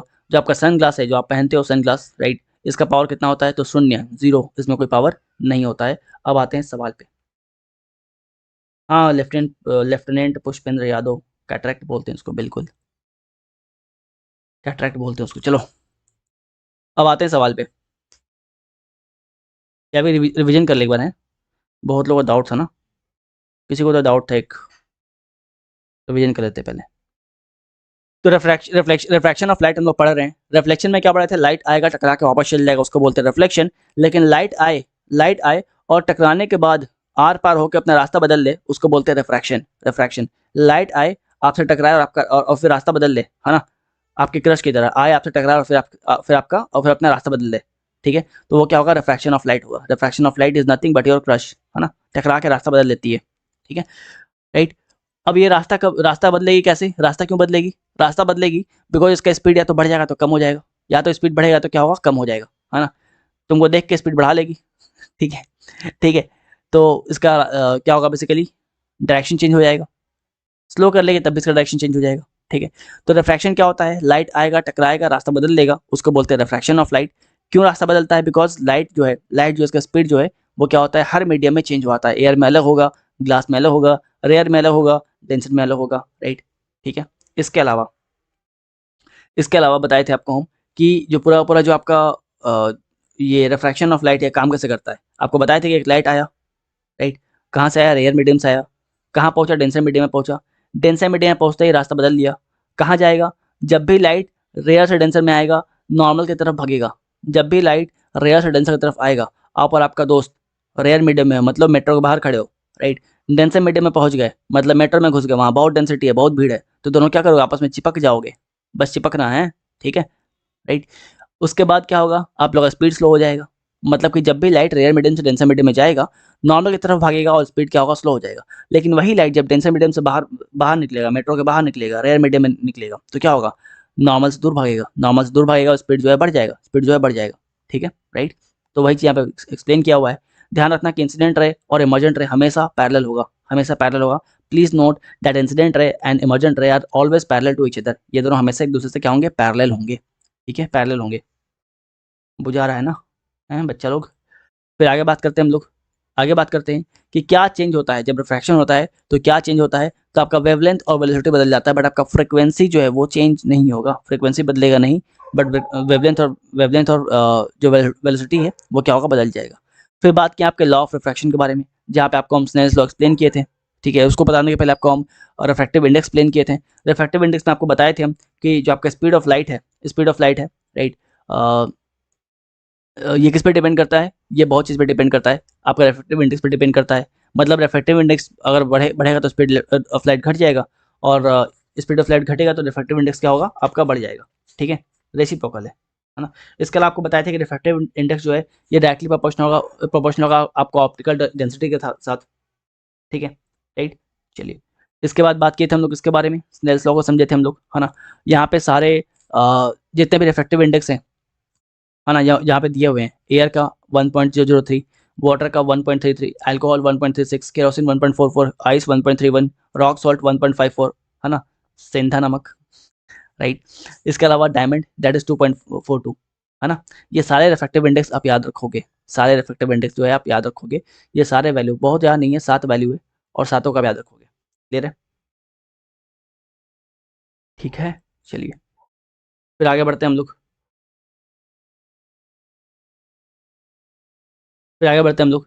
राइट। रिफ्रैक्टिव इंडेक्स के बारे में बात की हम लोग, आगे बढ़ते हैं। ये कुछ क्वेश्चन देखे हम लोग, सॉल्व किए, कुछ क्वेश्चन सॉल्व किए हम लोग, राइट। फिर बात की 3 पॉइंट के बारे में। पहला, लाइट जब रेयर मीडियम से डेंसर मीडियम में ट्रैवल करेगा तो ये बेंड करेगा नॉर्मल की तरफ। जब आपका डेंसर से रेयर तक मूव करेगा तो क्या होगा, नॉर्मल से दूर भागेगा, राइट। इसके अलावा जब स्ट्रेट जाएगा तो आई का वैल्यू क्या होगा, 0 होगा, है ना। फिर एमएन के बारे में बात की है कि क्या क्या इससे होता है, ठीक है। इसके अलावा बात की हम लोग एटमॉस्फेरिक रिफ्रैक्शन के बारे में। एटमॉस्फेरिक रिफ्रैक्शन से पूछता है सवाल कि इसका फेनोमेनन क्या क्या है, ट्विंकलिंग ऑफ स्टार, राइट। इसके अलावा जो स्टार्स हैं, it appears higher than the actual position, advance sunrise and delayed sunset, ठीक है। हम लोग को सन जो है वो 2 मिनट पहले दिखता है और 2 मिनट बाद तक दिखता रहता है। क्रिटिकल एंगल के बारे में बात की है। क्रिटिकल एंगल में बहुत लोगों को डाउट था, मतलब एक इंसान को डाउट था, नाम याद नहीं आ रहा है, तो फिर से एक्सप्लेन कर देते हैं। क्रिटिकल एंगल आपको ये बताए थे हम कि ये आपका क्या है, बेसिकली कोई ग्लास स्लैब है, इस ग्लास स्लैब में क्या कर रहे हो आप, लाइट को ऐसे बाहर भेज रहे हो, लेकिन लाइट क्या होगा, क्योंकि डेंसर मीडियम से रेयर मीडियम में जा रहा है तो लाइट नॉर्मल से दूर भाग जाएगा। जाना यहाँ था लेकिन चला यहाँ गया, ठीक है। फिर यहाँ से आप किए, राइट, निकलना यहाँ था, लेकिन निकल यहाँ गया। फिर आप यहाँ से लाइट को भेजे, निकलना यहाँ था लेकिन लाइट जो है इस ग्लास को पकड़ के बाहर निकल गया, राइट, ठीक है। तो ये जो एंगल बना इसको बोलते हैं क्रिटिकल एंगल बोलते हैं। यही अब थोड़ा सा क्रिटिकल एंगल्स के ऊपर जैसे ही आप क्रिटिकल एंगल के ऊपर जाओगे तो क्या होगा, लाइट वापस अंदर एंटर कर जाएगा, मतलब टोटल इंटरनल रिफ्लेक्शन हो जाएगा, राइट। वही बताए थे आपको हम कि जहाँ भी लाइट का जो जहाँ भी एंगल का जो वैल्यू है क्रिटिकल एंगल से ऊपर बढ़ा, जहाँ भी एंगल का वैल्यू क्रिटिकल एंगल से ऊपर बढ़ा तो क्या होगा, टोटल इंटरनल रिफ्लेक्शन हो जाएगा। और इससे क्या होगा आपका जो डायमंड है वो चमकेगा, राइट। इससे क्या होगा, जो आपका एयर बबल है वो चमकेगा। ऑप्टिकल फाइबर इसके वजह से ऑपरेट होता है, जिसके वजह से आपका एंडोस्कोपी और टेलीकम्युनिकेशन जो है उसमें इसका इस्तेमाल होता है। इसके अलावा मिराज फॉर्म होगा, लूमिंग फॉर्म होगा। मिराज कहाँ फॉर्म होगा, गर्म रीजन में। लूमिंग कहाँ होगा, ठंडा रीजन में, राइट। इसके अलावा 1-2 क्वेश्चन देखे थे हम लोग, है ना। फिर बात की रिफ्रैक्शन ऑफ लाइट के बारे में। यहाँ पे हम लोग लेंस को समझे हैं, convex lens, concave lens. Convex lens से कैसे इमेज फॉर्म होंगे। इसके अलावा ये जो आपका ये जो चार्ट आपको दिख रहा है, यहाँ से आपको क्वेश्चन पूछे गए, अभी आपको दिखाएंगे हम क्वेश्चन, यहाँ से अभी आपको एक क्वेश्चन दिखाएंगे हम, राइट, है ना। ये पूछा गया है कनकेव लेंस का इस्तेमाल कहाँ कहाँ है, कैमरा में है, माइक्रोस्कोप है, आपका मैग्नीफाइंग ग्लास है, हाइपरमेट्रोपिया को ट्रीट करने में काम आता है, ठीक है। इसके अलावा कनकेव लेंस का इस्तेमाल कहाँ कहाँ है, तो कैमरा, टेलीस्कोप, है ना, लेजर्स, बाइनोकुलर्स, मायापिया को करने में काम आता है, करेक्ट करने में काम आता है। पावर के आपको बताएं पावर ऑफ लेंस के बारे में, ठीक है। और फाइनली कुछ क्वेश्चन आपके सामने, इस क्वेश्चन को सॉल्व कीजिए। Do solve this question.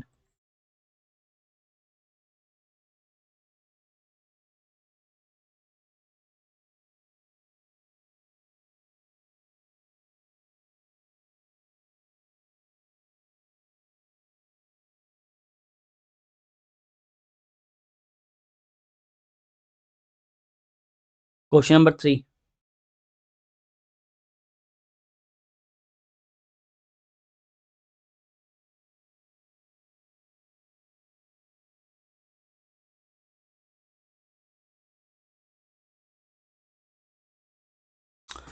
सब लोग कैंसर आ रहा है, बी बी बी, कुछ लोग सी बता रहे हैं, अच्छा 1 का सी बता रहे हैं, ओके ओके। तो यहाँ पे क्वेश्चन पूछा हुआ है, a ray of light travelling from a rare medium to denser medium. बहुत ही सिंपल बहुत ही सिंपल क्वेश्चन है कि लाइट रेयर से डेंसर में जाएगा तो क्या होगा, है ना। सबका आंसर यहाँ पर राइट है, स्लो हो जाएगा और नॉर्मल से क्या हो जाएगा, नॉर्मल की तरफ मूव कर जाएगा, ठीक है। चलिए, इसके अलावा what should be an object be placed in front of a convex lens to get the real image. अभी आपको बताए थे हम, है ना, अभी जो आपको चार्ट दिखाए थे ना, उसी के ऊपर आपका क्वेश्चन पूछा हुआ है, उसी के ऊपर क्वेश्चन पूछा हुआ है इस चार्ट के ऊपर, ठीक है। बताए थे कि यहाँ से क्वेश्चन पूछ रहे हैं आपके एग्जाम में, ठीक है। तो बिल्कुल जो लोग ऑप्शन नंबर सी बोल रहे हैं बिल्कुल सही है, ठीक है। चलिए, moving ahead, question number 21। Question number 21, सवाल number 21। Refraction of light as it enters from the from one transparent medium to another is due to। Question number 21,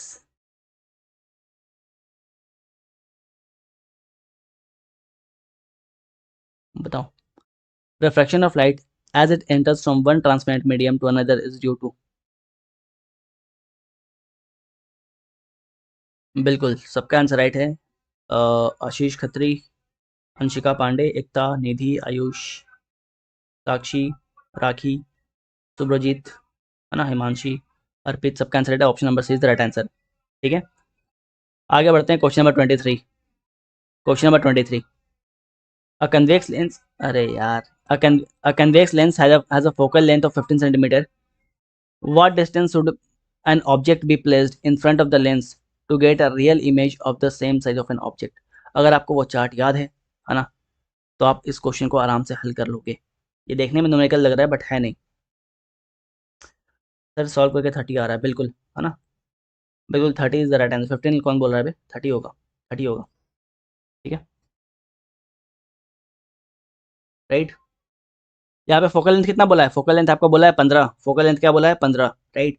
तो गेट, है ना, अगर आपको रियल इमेज चाहिए ऑफ सेम साइज, है ना, convey, तो आपको ऑब्जेक्ट को कहाँ रखना पड़ेगा, ऑब्जेक्ट को रखना पड़ेगा 2f पे, ऑब्जेक्ट को रखना पड़ेगा 2f पे, ठीक है। ऑब्जेक्ट को कहाँ रखोगे, 2f पे, और जब 2f पे रखोगे, 2f पे रखोगे तो 2 का 2 हो गया, f का वैल्यू कितना है आपका 15 है, 15 है, तो कितना 30, सिंपल सिंपल, ठीक है। इसको मार्क कर दिया क्या हम गलती से, सॉरी, ठीक है, 10 पे टिक किया, हाँ हाँ गलती से, बैकग्राउंड में नान खटाई वाला आगे चिल्ला रहा था, ध्यान उस पर चला गया, मन करता है ऊपर से गमला फेंक दे। चलो फिर आगे बढ़ते हैं, question number 84। Question number 84, if an object is placed at a focus of a convex lens, its image is, सही है।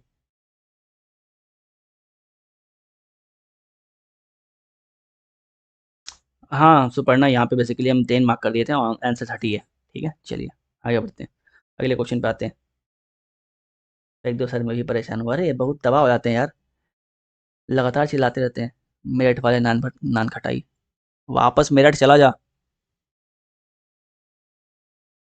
बिल्कुल सबका आंसर यहाँ पर राइट है, 84 का डी, है ना, सबका आंसर राइट है, ठीक है। तो उस चार्ट से अगेन तीसरा क्वेश्चन आपको दिखाई दे रहा है उस चार्ट से, ठीक है। डायप्टर इज द सही unit of, question number 56, dioptre is the सही यूनिट ऑफ, बताओ, अभी अभी एक्सप्लेन किए थे, टी बिल्कुल सही आंसर है। आगे बढ़ते हैं, अगला question, light waves are incident on the air glass boundary, some of the light waves are reflected and some are refracted in the glass, which among the following property is the same for the incident wave and the refractive wave। Simple question,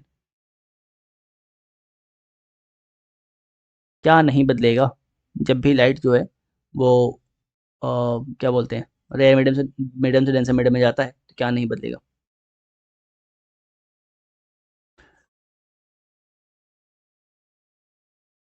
frequency, बिल्कुल सबका answer right, option number D जो है बिल्कुल सही उत्तर है ना।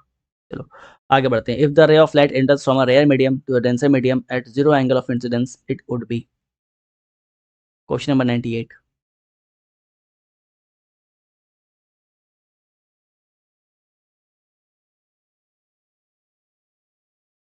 ध्यान रखो, जीरो एंगल बताया हुआ है, आई का वैल्यू जीरो बताया हुआ है, थर्ड नंबर पॉइंट जो आपको एक्सप्लेन किए थे हम, बिल्कुल सबका आंसर यहाँ पे राइट है ना। आयुष, निधि, अंशिका पांडे, आदित्य, अमीश, साक्षी, है ना, सबका आंसर यहाँ पे राइट है, option number B is the right answer, ठीक है। तो 3 पॉइंट आपको बताए थे, उसमें तीसरा नंबर पॉइंट यही था, ठीक है, बढ़िया। तो अब जो डाउट आप लोगों का है वो पूछना चालू कीजिए, जो भी डाउट आपका है पेपर 2 के रिलेटेड, पॉलिटी के रिलेटेड, कोई कुछ पूछ रहा था पॉलिटी के बारे में कुछ, राइट? तो जो भी आपका डाउट है वो पूछना चालू करो।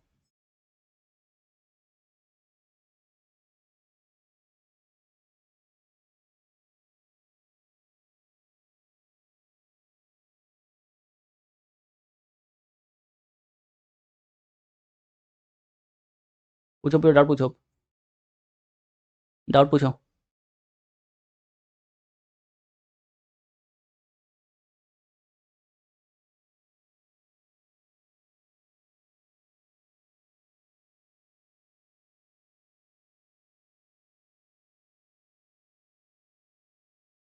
हम्म,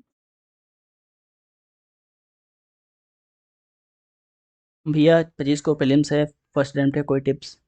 बहुत ज़्यादा उम्मीद मत करना, ठीक है? अगर सीएसई पे तुम अगर 20 साल का क्वेश्चन, 20 से 25 साल का क्वेश्चन पे कंप्लीटली कमांड है, ठीक है? कंप्लीटली कमांड है, तो ही आप कुछ उम्मीद करना, ठीक है? कमांड है कि नहीं चेक कर लेते हैं। ये बताना ज़रा, कांग्रेस ग्रास क्या होता है? ये बताओ, कांग्रेस ग्रास क्या होता है? अगर इस क्वेश्चन का आंसर कर दोगे तो समझ जाएंगे कि बढ़िया कमांड है क्वेश्चन पे, राइट? उसके बाद आप आराम से पेपर दे सकते हो, ठीक है? सर बायोलॉजी की रिकॉर्डिंग कहाँ मिलेगी? बायोलॉजी का रिकॉर्डिंग यार एप्लीकेशन में मिलेगा, आकांक्षा। माँ कसम मज़ा आ गया गुरुजी। ओके, पॉलिटी कैसे होगा? पॉलिटी चंदर जो है, पॉलिटी का एक ही सोर्स है, एम लक्ष्मीकांत। पॉलिटी का एक ही सोर्स है, एम लक्ष्मीकांत। एम लक्ष्मीकांत, ठीक है? इसको पढ़ो, मल्टीपल टाइम पढ़ो, ठीक है? एनसीईआरटी कौन कौन से क्लास के पढ़े? शिवांश, अगर पढ़ना चाहते हो तो 8, 9, 10 पढ़ लो। 8, 9, 10 का एनसीईआरटी पढ़ लो, ठीक है? इसके अलावा 11th और 12th के जो कंसेप्ट आते हैं वो हम आपको बता देंगे, डोंट वरी। इंग्लिश कब होगा? No idea Jayant. Sir paper 2 के फॉर्मेट्स बता दो, कैसे लिखना है, क्या होता है? अभिषेक राय, जो लोग पेपर 2 के बारे में पूछ रहे हैं, पेपर 2 कंप्लीटली हम पढ़ा रखे हैं, ठीक है? सैटरडे को क्लास होता है शाम को 7 बजे। आपको प्ले लिस्ट में मिल जाएंगे, लगभग 30 वीडियो के आसपास हैं। वीडियो नंबर 1, 2 एंड 3 में आपको बस ये बताएं कि यूपीएससी का डिमांड क्या है, क्या पूछते हैं, क्वेश्चन कितने आते हैं, ऐसे कितने मार्क्स का आता है, रिपोर्ट कितने मार्क्स का आता है, ऐसे कितने नंबर का होता है, कितने वर्ड में लिखना होता है, हर एक डिटेल बात की है 1, 2, 3 में। और 4 से हम लेक्चर स्टार्ट किए हैं पढ़ाना, तो वहाँ पर जाकर देखना, ठीक है? मंथली करंट अफेयर्स कब तक कर लें फॉर सीएपीएफ? आयुष, अगर हो सके तो 8, 9 महीने का कर लो, साल भर का कर लो तो ज़्यादा अच्छा होगा, ठीक है? सर क्लास के पीडीएफ प्रोवाइड कर दी है यार, ये तो आई डोंट नो कर पाए कि नहीं।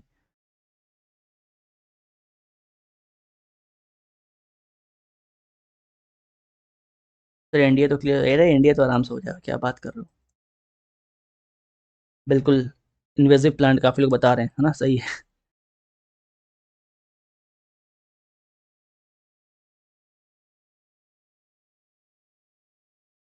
ठीक है?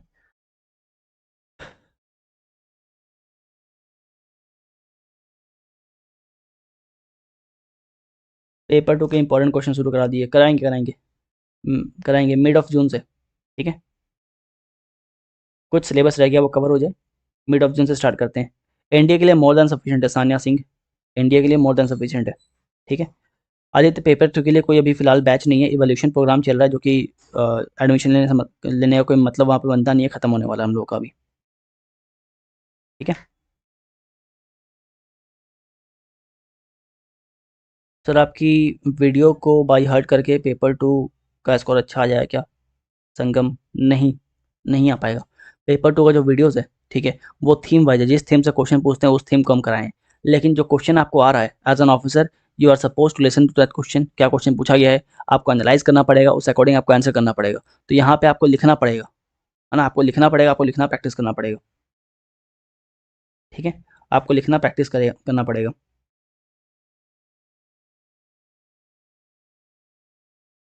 ठीक है? और आयुष, पेपर 2 लिखना स्टार्ट करो, फिर टाइम मैनेजमेंट समझ में आएगा। जब तक नहीं लिखोगे कोई हेल्प नहीं मिल पाएगा। आपको हम कंटेंट फ्री में प्रोवाइड कर दिए हैं, लिखना स्टार्ट करो। जब तक नहीं लिखोगे, कोई कोई टाइम मैनेजमेंट वगैरह हम बता भी देंगे तो समझ नहीं आएगा तुमको, जब तक नहीं लिखोगे। बिकॉज तुम पहला ऐसे लिखोगे ना, तो फर्स्ट ऐसे प्रोबेबली तुमको लिखने में 30 से 35 मिनट लग जाए, 40 मिनट भी लग जाए, ठीक है? लेकिन अब तुमको समझ में आना चाहिए कि तुमको इवेल्युएट करना पड़ेगा, तुम किस स्टेज पे हो, तुमको कितना समय कम करना पड़ेगा, रिपोर्ट में कितना समय तुम्हारा जा रहा है, राइट? तो it's up to you Ayush Tiwari ji, ठीक है? टाइम मैनेजमेंट तुमको खुद करना पड़ेगा, उसके लिए तुमको लिखना पड़ेगा, ठीक है? लक्ष्मीकांत, लक्ष्मीकांत पढ़ना पड़ेगा पॉलिटी के लिए। नो उसमें कोई तू मैं नहीं है। ठीक है। पेपर 2 का सिलेबस जो है जून मिड ऑफ जून तक खत्म हो जाएगा। Holistic approach plus theme concept will definitely help. हाँ, हेल्प तो बहुत करने वाला है ये, है ना। इंग्लिश के लिए क्या करें, इंग्लिश के लिए सुनील आई विल एडवाइस कि जिस टाइप के क्वेश्चंस आ रहे हैं एटलीस्ट 30 मिनट्स रीडिंग स्टार्ट करो, 30 मिनट रीडिंग स्टार्ट करो। और जितने भी पीवाईक्यू हैं चाहे वोकैब्स हैं एंटोनिम्स सिनोनिम्स उन सबको करो, जितना मॉक टेस्ट हो सके आई विल एडवाइस कि कम से कम 100 प्लस मॉक टेस्ट दे के जाओ इंग्लिश में। ठीक है, 100 प्लस मॉक टेस्ट दे के जाओ। और 30 मिनट्स जो है डेली हिंदू पढ़ा करो, हिंदू या फिर कोई भी एडिटोरियल पढ़ा करो। थॉट्स नहीं आते तो क्या करें, वो डेवलप करना पड़ेगा दीपेंद्र, थॉट्स तुमको डेवलप करना पड़ेगा, लिखना पड़ेगा। ठीक है, कुछ भी काम नहीं आएगा पेपर 2 में, जब तक नहीं लिखोगे तब तक सीखोगे नहीं। किसी और को साइकिल चलाते हुए देख के तुम साइकिल चला नहीं सीख सकते हो, है ना। तुमको गिरना पड़ेगा, तुमको लिखना पड़ेगा। सर कांग्रेस ग्रास एक्सप्लेन कर दो, क्यूरियोसिटी हो रही है, पढ़ के बताना तुम। है रेलाइट, पढ़ के बताना कांग्रेस ग्रास क्या होता है, लेमन ग्रास क्या होता है। ठीक है, ये सी का क्वेश्चन है। बेसिकली कांग्रेस ग्रास तो क्वेश्चन क्वेश्चन नहीं था, कांग्रेस ग्रास ऑप्शन में था, आपको ऑप्शन में दिया हुआ था। लेकिन जो यूपीएससी के ऑप्शंस होते हैं ना, वहाँ से अगले क्वेश्चन फ्रेम होते हैं। यूपीएससी के ऑप्शन से अगले क्वेश्चन फ्रेम होते हैं। ठीक है, राइट, इसलिए तुमको ऑप्शन को पढ़ना अनिवार्य होता है। तो कांग्रेस ग्रास जो है was one of the options in that question. ठीक है। सर पीवाईक्यू एनालिसिस कैसे करते हैं, जानवी पीवाईक्यू एनालिसिस के लिए आपको हम वीडियो बना रखे हैं। एक और चीज़, बायो का पीवाईक्यू आप लोग कर रहे हो या फिर कर लिए हो, आई डोंट नो। ज्योग्राफी का पीवाईक्यू जो सर पढ़ा रहे हैं वहाँ पढ़ो, और पीवाईक्यू हम पढ़ा रखे हैं उस पे आगे क्वेश्चन सॉल्व करो। फिजिक्स स्टार्ट कर दिए, और फिजिक्स का भी पीवाईक्यू अपलोड हो चुका है। फिजिक्स स्टार्ट कर दिए हम लोग, आज सेकंड क्लास है फिजिक्स का, और फिजिक्स का भी पीवाईक्यू अपलोड हो चुका है। राइट, हम लाइव पढ़ाए थे, वो सारे रिकॉर्डिंग आपको मिल जाएंगे प्लेलिस्ट में। तो उसको जाओ देखो, समझ में आएगा कि आपका पीवाईक्यू उसको एनालाइज कैसे किया आता है।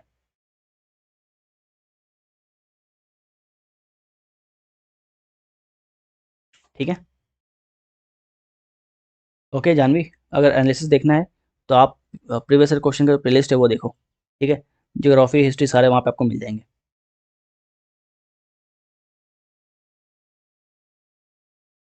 सर 25 को एग्ज़ाम है, पॉलिटी को जितना एमसीक्यू किए हैं 2022 से लेकर 24 तक ठीक रहेगा। एग्ज़ाम है करंट अफेयर्स अप्रैल तक किया है। करंट अफेयर्स तो ठीक है, अप्रैल तक कर लियो तो, बट पॉलिटी के लिए बस 2 साल का paper is not sufficient. Polity के क्वेश्चन, अच्छा पॉलिटी के बहुत सारे क्वेश्चन आएंगे भी नहीं, आई एम श्योर, देख लेना। ठीक है, इन्वायरमेंट इकोनॉमिक्स, ठीक है, यहाँ से क्वेश्चन भरे होंगे, इकोनॉमिक्स से क्वेश्चन अच्छे खासे आने वाले हैं। तो मेरा विशाल मेगा मैट का एग्ज़ाम क्लियर हो गया, जाओ फिर, यहाँ क्या कर रहे हो, जाओ वही करो।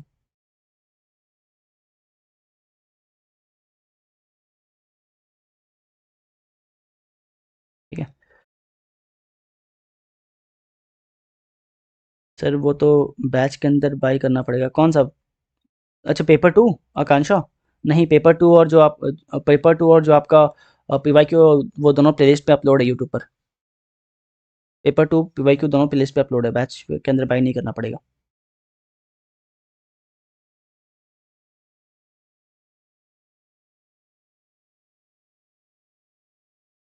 सीरियल वाले क्या कर सकते हैं, बिल्कुल पॉजिटिव वाइब सीरियल वाले कर सकते हैं, इसके बाहर तो आएगा ही नहीं।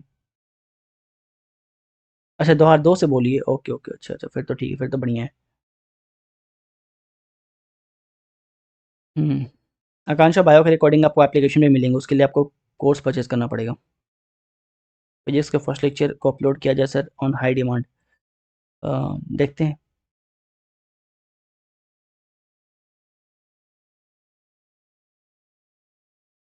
सर गर्ल्स पीजी बॉयज़ के लिए वैकेंसी है, अच्छा बताना ज़रा, लिंक भेजना तो। ठीक है, ख़त्म करते हैं आज के लेक्चर को, ठीक है, हो गया बहुत बातचीत।